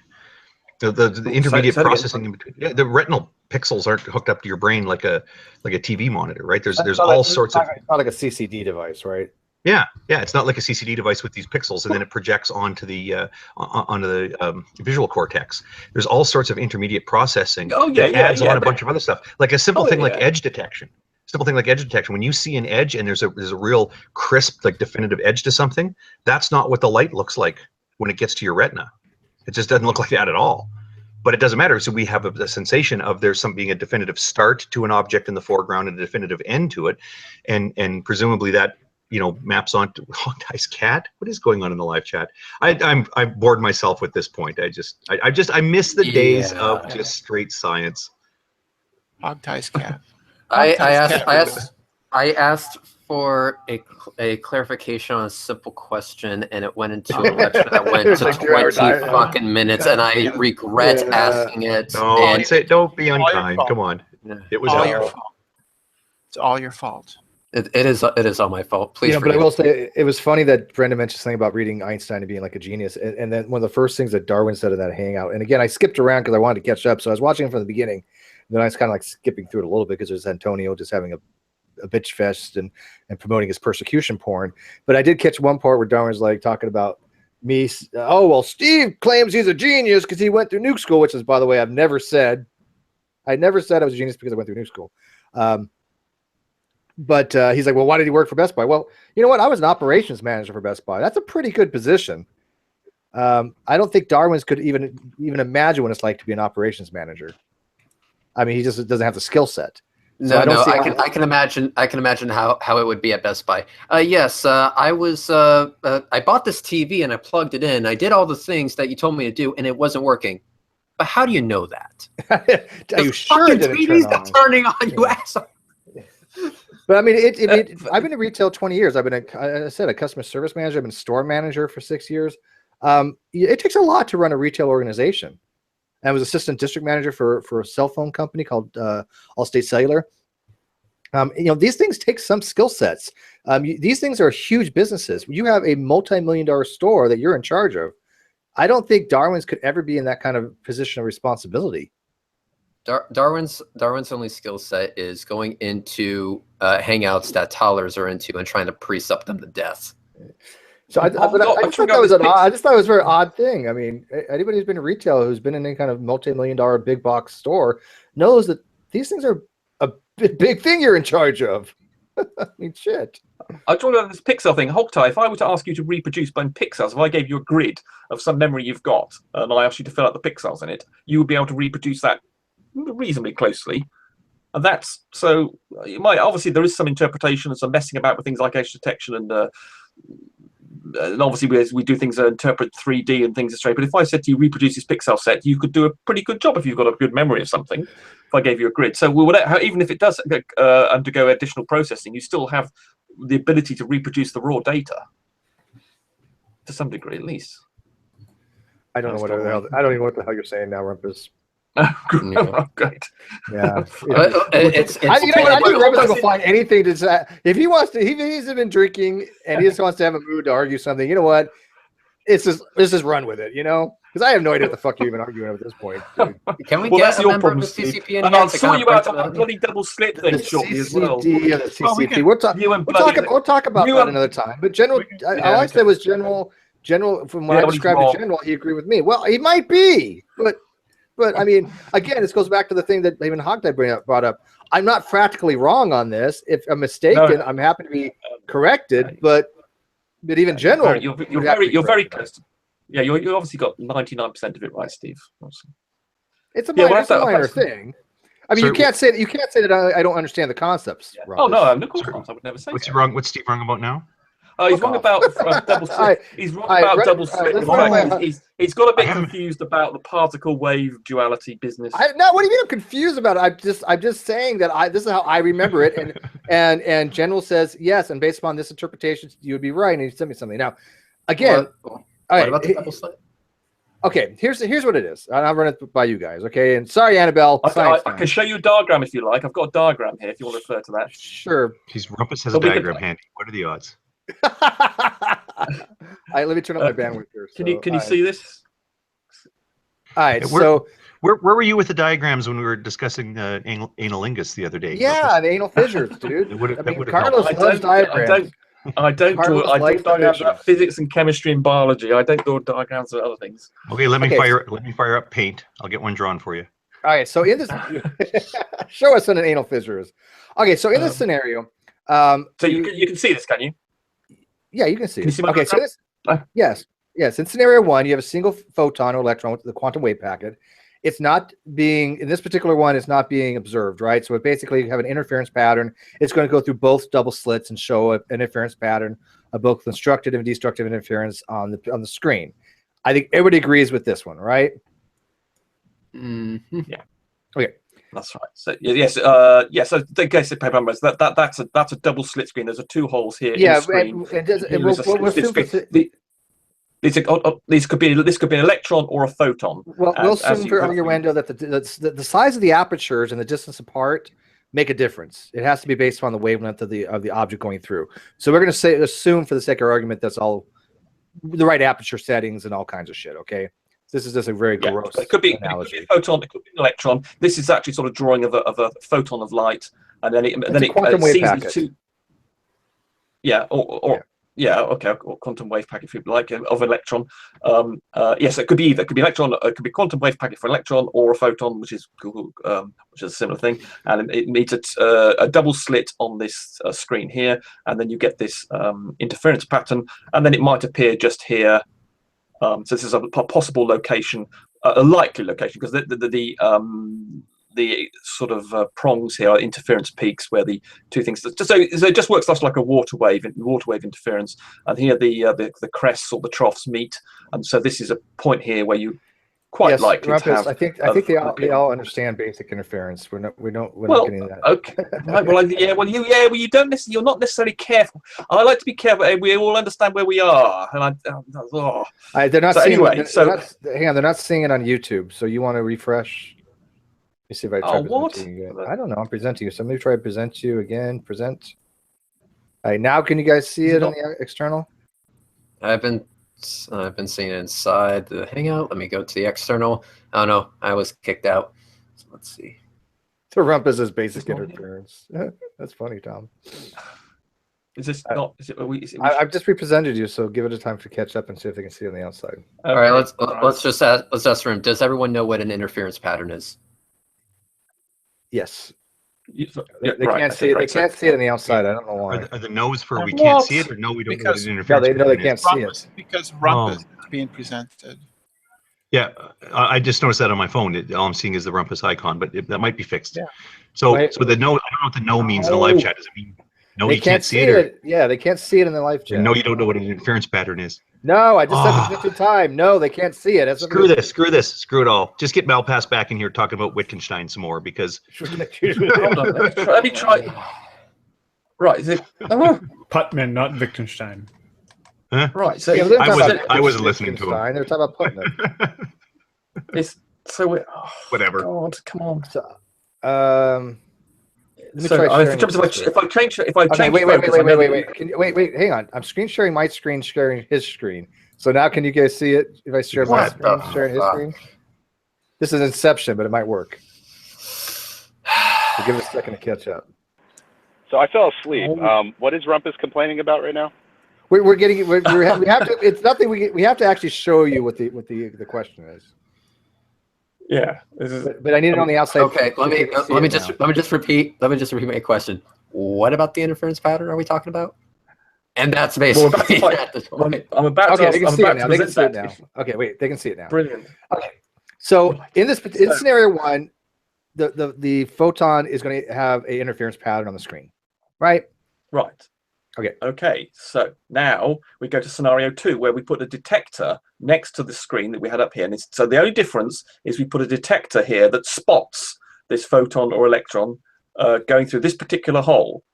And as people should know, there's this fundamental, I mean, if you ever want to understand quantum physics, this is the thing you should understand more than anything else. It's all to do with this. It's the thing that describes the wave-particle duality that's at the heart and the probabilistic nature of quantum mechanics, which is the heart of everything they had to understand in the 1920s. That if you then measure this, the photon actually going through that slit, so you then know which slit it actually went through. Because here, this could be a single photon. This is the odd thing about quantum mechanics, is this could be a single photon. They check this by actually firing single photons, not multiple ones like in a wave. This is a single photon, and it manages to interfere with itself. Now, when you and it apparently goes through both holes. This is the fundamental thing you have to understand about quantum mechanics, the idea of all paths being explored by some entity. Right, and in this case, we have a detector very close to this B1, and it then spots which hole, which slit the photon or electron goes through. And when that happens, when you actually know that it went through B1 rather than A1, it doesn't produce an interference pattern. In other words, so you get an effect like this one. This is what you would see here, this interference pattern here, of a single photon. A single photon going through that double slit, you get a pattern like this, where all these little peaks and things reflect the troughs that I've got here. Right, but if you then do nothing more than simply put a detector on this B1, that's all that interference pattern disappears, and you just end up with one spot, or well, due to diffraction, but effectively you end up with just one spot. You do not end up with an array of Rumpus, real quick, turn up. Are you sure your things? They're still not seeing it. Are you sure you have your bandwidth all the way up? Yes. Well, I would advise popping out and popping back in again. It's the same problem that General Hansel and I were having during our debate, that they couldn't see our slides. Yeah, I'm having to use oh god, let me just share it and not share it again. I'm doing. I used to work with now I'm having to use Google Chrome because bloody the new version of Firefox doesn't. Yeah, it could be your browser because I'm using. Well, used to I've always used Opera. Okay, let me just try redo it again. See if there's some combination right. Okay, I mean you can see it in the Hangout though, can't you? I mean you can see this in the Hangout. It's presented right, so. But it's only showing your icon. Oh, the Hangout. It's only showing the icon in the Hangout. Oh, so it's even wait. in the Hangout. Okay, I think I just got it. I don't know. All right, now they can see it. I don't know what the hell. Oh, they can see it now. Great. Yeah. Right, so go ahead. So right, you can see it in the Hangout, and they can see it in the YouTube on YouTube. Right. Great. Yeah, I'm watching the live feed. God.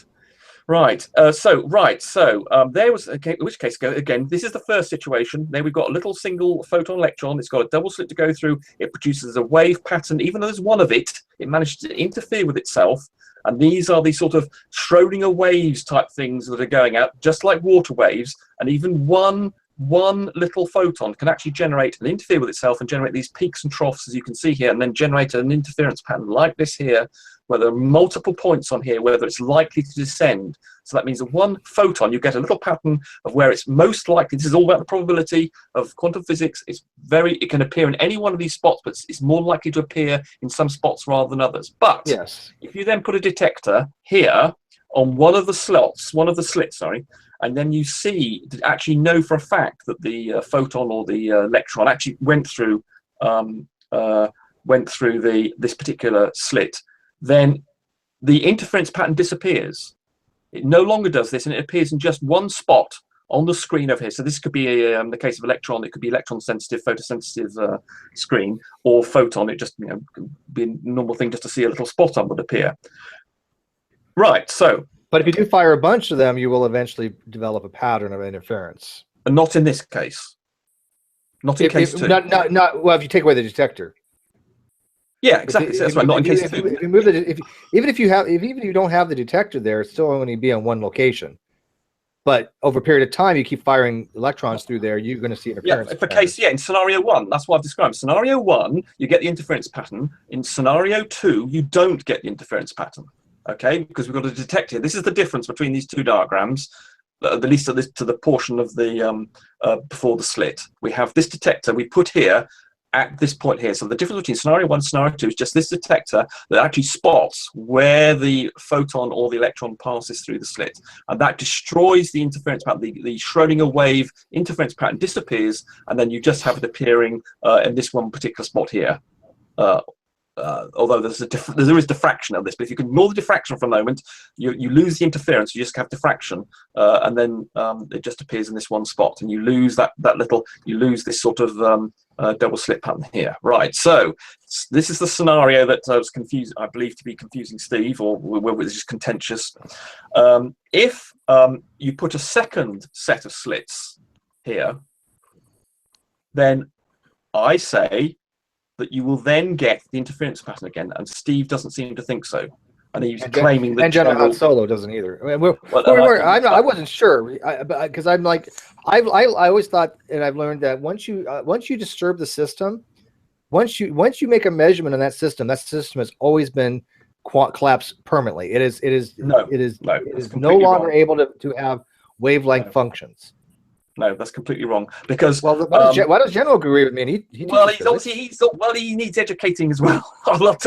Because just imagine, Steve, when this little photon started life, when it was emitted from the if it's a photon, imagine it came from an incandescent thing. It started off life as being its position was absolutely well known. So it started off life in that well known. The position of it was very well known. So it's no different in many ways as it comes out of here as the life it started from the source. Well, it wasn't like perfectly well known, because then you went into a problem with Heisenberg's uncertainty principle. Yes, but this is the same point. Its position is very well known, and its momentum is not so well known. And the same is absolutely true when it's gone through that slit. Its position is quite well known. Yeah, because it's going passing through that aperture, that second aperture. Say it again. Yeah, because it's passing through that second aperture, not both. Yes, of them. and similarly, when it starts off life, being emitted from an atom, you could say it came from a particular atom inside the incandescent filament. So it came from a particular spot, and it's not very different from the situation here, where it's emerged from this particular hole, just as it's emerged from a particular atom. Remember, every photon comes from an individual atom, so its position is very well known. That's not true. That's not true. Sorry? Not yes, it is true. No, it's not. You can have electrons created from gamma ray. Gamma rays you can produce a particle pair creation.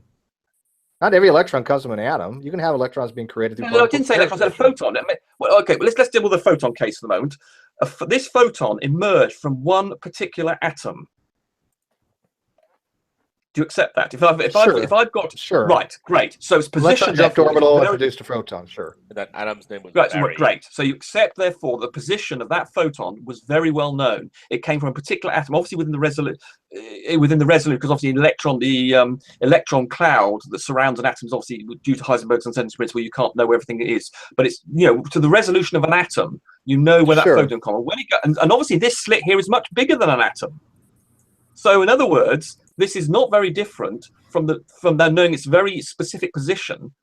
And obviously, if this detector is really good and you can bounce photons off this photon, which obviously is another issue to do with how you measure this. And in fact, there is a problem actually in doing this experiment in practice, because you've got to sort of make sure you're bouncing off the atom with actually, making sure it still gets through. But if we ignore that problem for the moment, therefore you know the position of this photon to a high resolution as a result of the detector, which is no different from knowing its origin came from a particular atom inside a filament, which I haven't drawn off over to the left-hand side. Therefore, it's very little different. And therefore, when it then makes this journey again, the Schrodinger waves will then do exactly the same thing as they did in scenario 1 up here, because it's exactly the same situation as when it's emitted from an atom, the photon. It will then go through the same process here and then say, aha, right, I've got 2 slits and I'll play with those and the interference pattern will occur again. We didn't do this experiment because I don't think you narrowed down the position. I just think all you can say is going through the second aperture. I don't see how you can actually say that. Okay, you have a well-defined position at that point. Well, of course it is. That's the whole point. Yes, it is. The whole point about this detector, it said what part of the aperture did it go through? The middle part, the top part, the middle part? Exactly. That's all the resolution you need to destroy the interference. Just so you know that it's come in here and it hasn't gone through there. That's the only resolution you need to know that the interference pattern will disappear. I don't see how it goes back into a superposition. Hang on. I don't see how it can go back into a superposition of aperture A2 and B2, having an interference pattern again. That's not how I remember it. Your fundamental problem, Steve, is you said it yourself. You believed it's permanently collapsed, and that's not the case. And that's wrong. Sorry. That's just all out wrong. Since last time you've argued about this with Steve, did you find these pictures or did you draw them? I drew them. The last time he argued about this with Steve, he was drawing them in real time during the argument. Yeah. Oh, no. See, yes. what I just pointed out is Rumpus couldn't explain himself, so he went away and did drawings. Now he came back to show his drawings. All right, well, Schrodinger's-Lemur says the experiments is done, and the results were... Schrodinger's-Lemur said the experiment was done in favor... I've done something wrong here. What's going on? Schrodinger's-Lemur said the experiment has been done in favor of what Rumpus is saying. Oh, does he? Oh, who's this? Who's this intelligent chap? Schrodinger's Lemur. Oh my goodness! All I asked was what was the disagreement. Well, the question is on the second double slit: is it still stay as a particle, or does it actually exhibit interference-like patterns? Then that's all that needed to be said. I didn't need an entire explanation on the fucking double slit experiment. Because Steve, Paper Explanator agreed with you last time, and I was Paper Explanator agreed with me, and I was a bit annoyed. He called me a tit, I think, as part of it. It annoyed me somewhat, and I believe him to be completely wrong as well. So clearly, you've got a more intelligent person inside the side chat now, who understands this a bit more. Yes, but there's definitely a contingent of people like yourself who believe that once you've collapsed some entity, a wave packet or whatever, it stays collapsed. And that's just not true. But that's how I remember it, though. Well, okay, well... Things may have changed in 30 years or whatever. No, they haven't. No, Steve. Well, I remember distinctly once you collapse, the wave pattern is collapsed. I don't know why. Yeah, but they don't stay collapsed. It's still an entity that's got all this... What you're saying is that everything that once it's interacted... Don't forget, this photon here, it passes through space to get to this thing, and it's interacting with all sorts of things quite often. Fields. It might even be bashed by another photon. Where would you say this detector has to be? I could move over here and say, okay, well, I've detected over here, and you're saying, well, it's going to be permanently collapsed into a particle on the way to the slits. So once they don't lose the Schrodinger wave equation doesn't cease to be a property of an electron or a photon once it's interacted with something. It's only at the moment that it has the measurement that it then is you then define the position exactly, or its momentum, and its momentum becomes undefined. But once it's no longer being measured, it goes back to doing sort of Schrodinger wave type thing, and they're going to do their thing. It's only momentarily you know its position. It doesn't remain like that for the rest. If that was the case, don't forget this photon had a bit of a life kicking out when it didn't just make it. This photon, when it got outside the filament, it didn't just sort of make it one you're almost implying that if it had any interaction with anything else in the metal which generated it. No, that's not what I'm saying. I'm saying if we observed it to be in what state, either as a particle or as a wave. Yeah, but don't you regard a measurement when it interacts with something and We've another taken a atom? measurement, not just an interactive. We've actually taken a measurement at the detector. Well, that's no different from interacting with it. But that is an interaction. Measurement's no different from interacting with it. That's all measurement is. It's just bashing it with something, and similarly, it bashes other atoms when it emerges from the filament. It's no different. That's exactly the same as a measurement. I mean, people in the live feed tend to be agreeing with you, so I'll go with that. Okay, right. Well, we obviously haven't got paper there. I've been meaning actually to have a go at him about this. There was another point that you may recall I'm making that I was a little bit less confident about, which was that every particle, seemingly against the law, special theory of relativity, actually explores every portion of the universe, and then the Schrödinger wave equation actually goes. Yeah. And that one's going to involve me a little bit more explanation about that. And then there's a book about this, so I do actually happen to have. And that was the one thing I wasn't so confident about. And I've now reread that particular part of the book by Brian Cox called "Everything Quantum Mechanics: Everything That Can Happen Will Happen." Yeah, I know. I like Brian Cox too. Hey, it's a very good book. Hey, Hogtie. So anyway, perhaps we'll talk about that some other time. Do you want to throw in your 2 cents? Do you?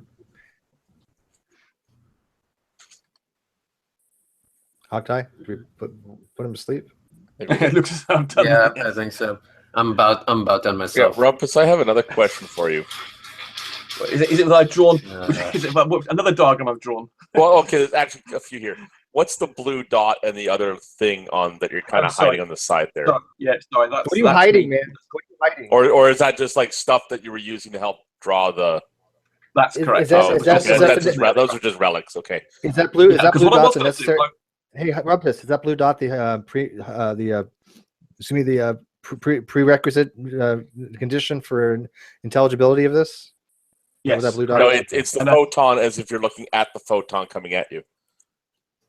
Yeah, the reason I've done this is I was actually going to present this on a physics forum to make absolutely sure, Steve, I had a cast iron case for you, and I was just presenting this. Okay. And up this book. Here's my question for you, Rumpus.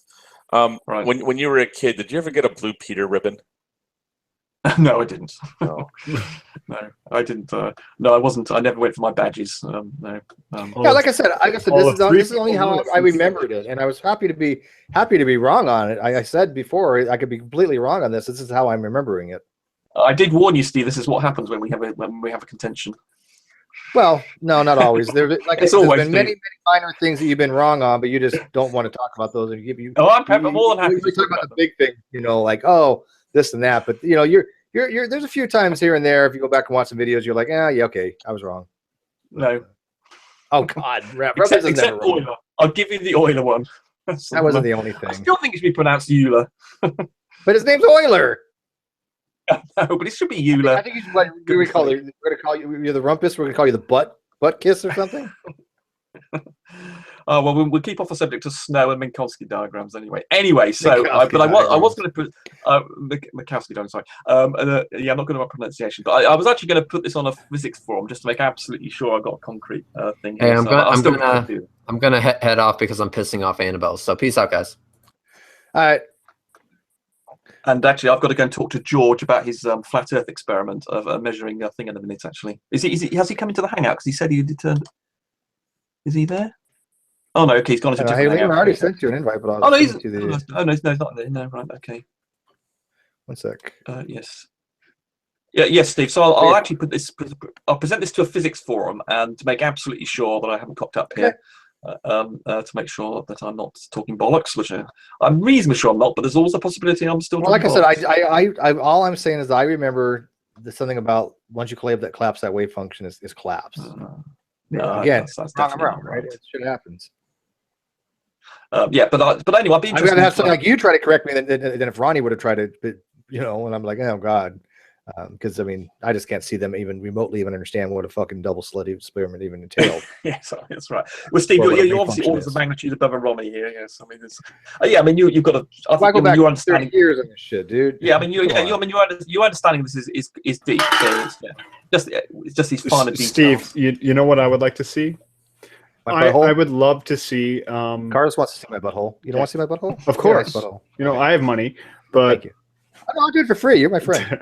I would love to see the Rumpus asking Quantum Eraser to explain this. Oh Jesus!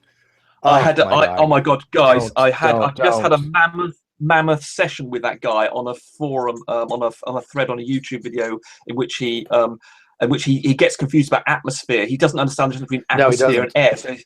air. So, Steve, yes, of course, Steve saw that thread as well. Horrible. And it's an epic thread that's just been driving me bonkers for the last 3 days, where he's just so stupid. I mean, what these things turn into is a tutorial on life, physics, maths, logic, and you just don't have enough time. I might have a misconception every now and then. Okay, it's been a long time, but I am not fractally or potato wrong like these guys are. Well, the best quote from him, there are two competing quotes. One is that he doesn't have a flat earth model because all models are inherently unscientific. Yeah, he said that. And also anything involving math is unscientific.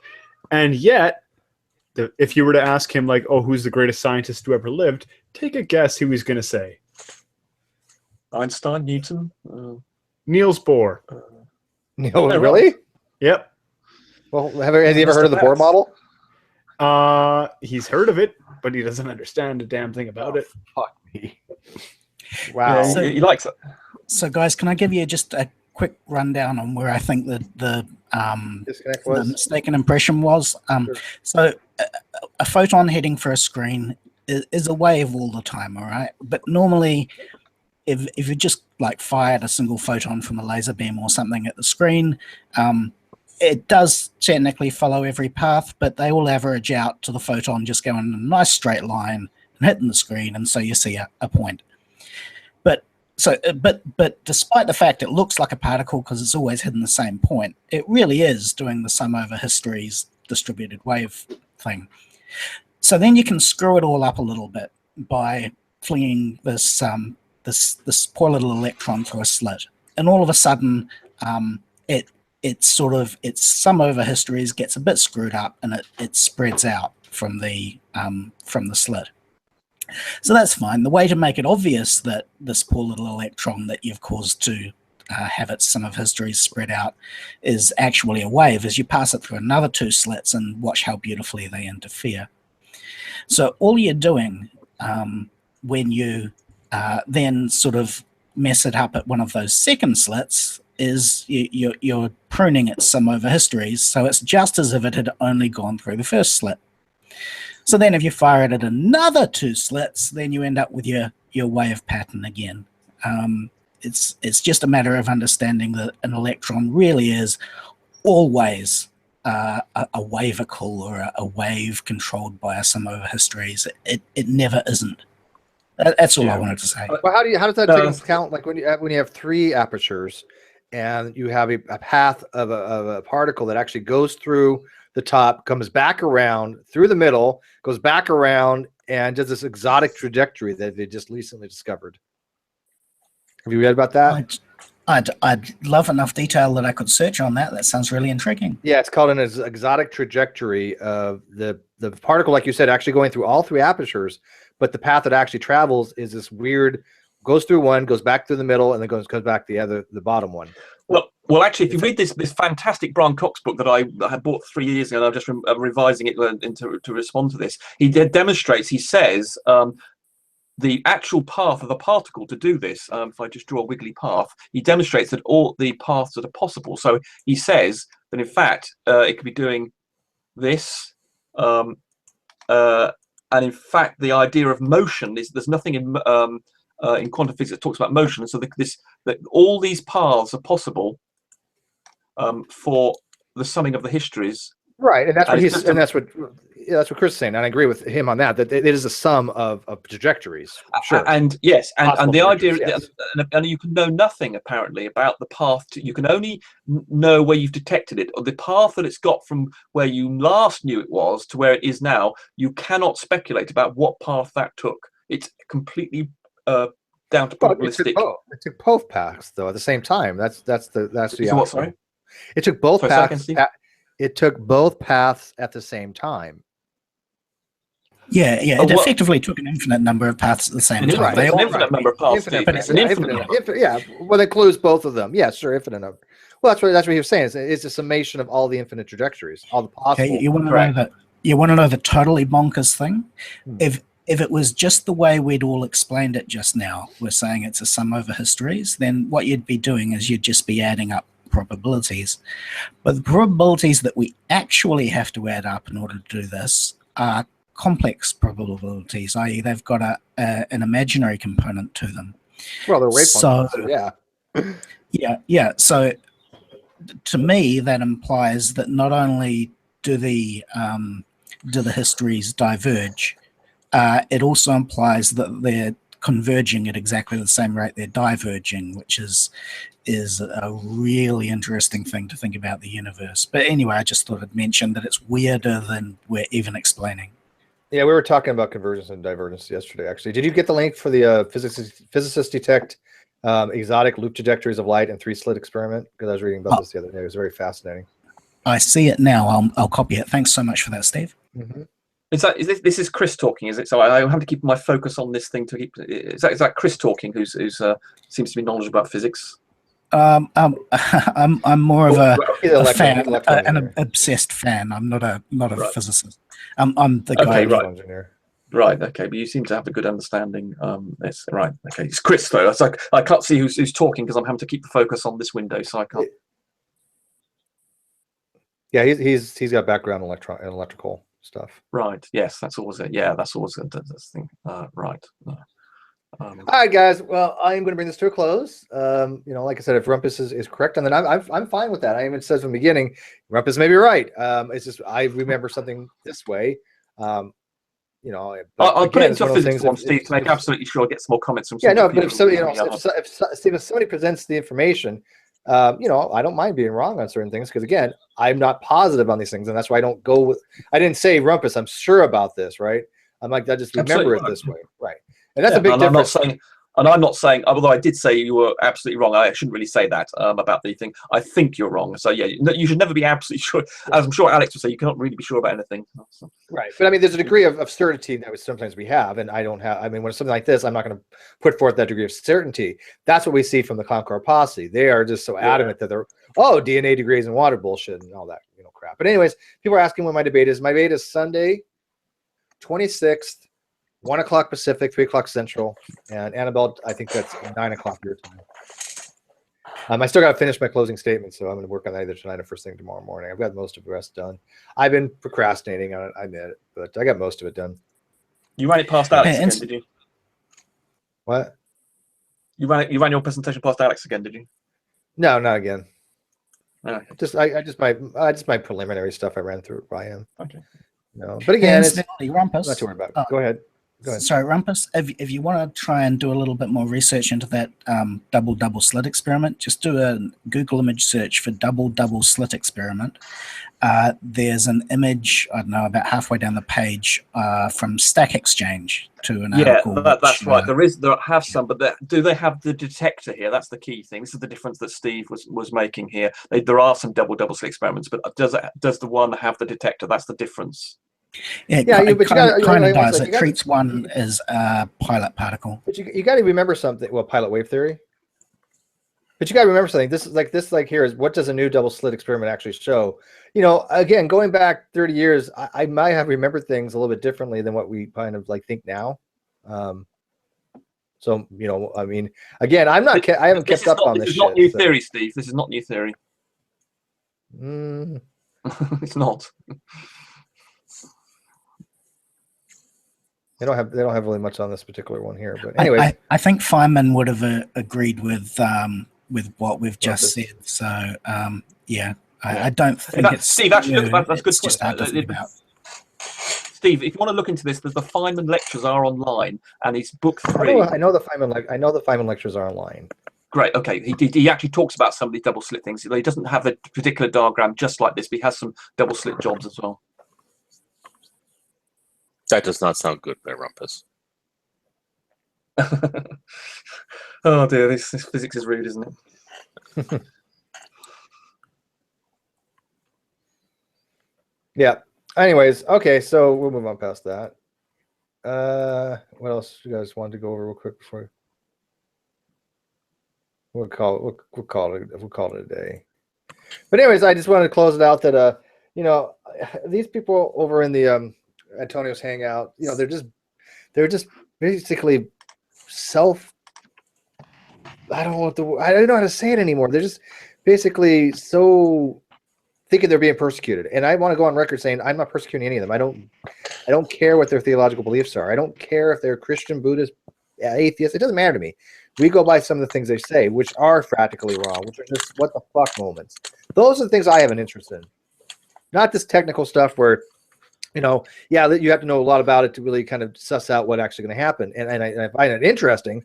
But when they make statements like that, I'm not really care that much. I really care about when they say things that are so goddamn stupid, you just go, what? And they have them all the time. That's why I watch their shit. That's it.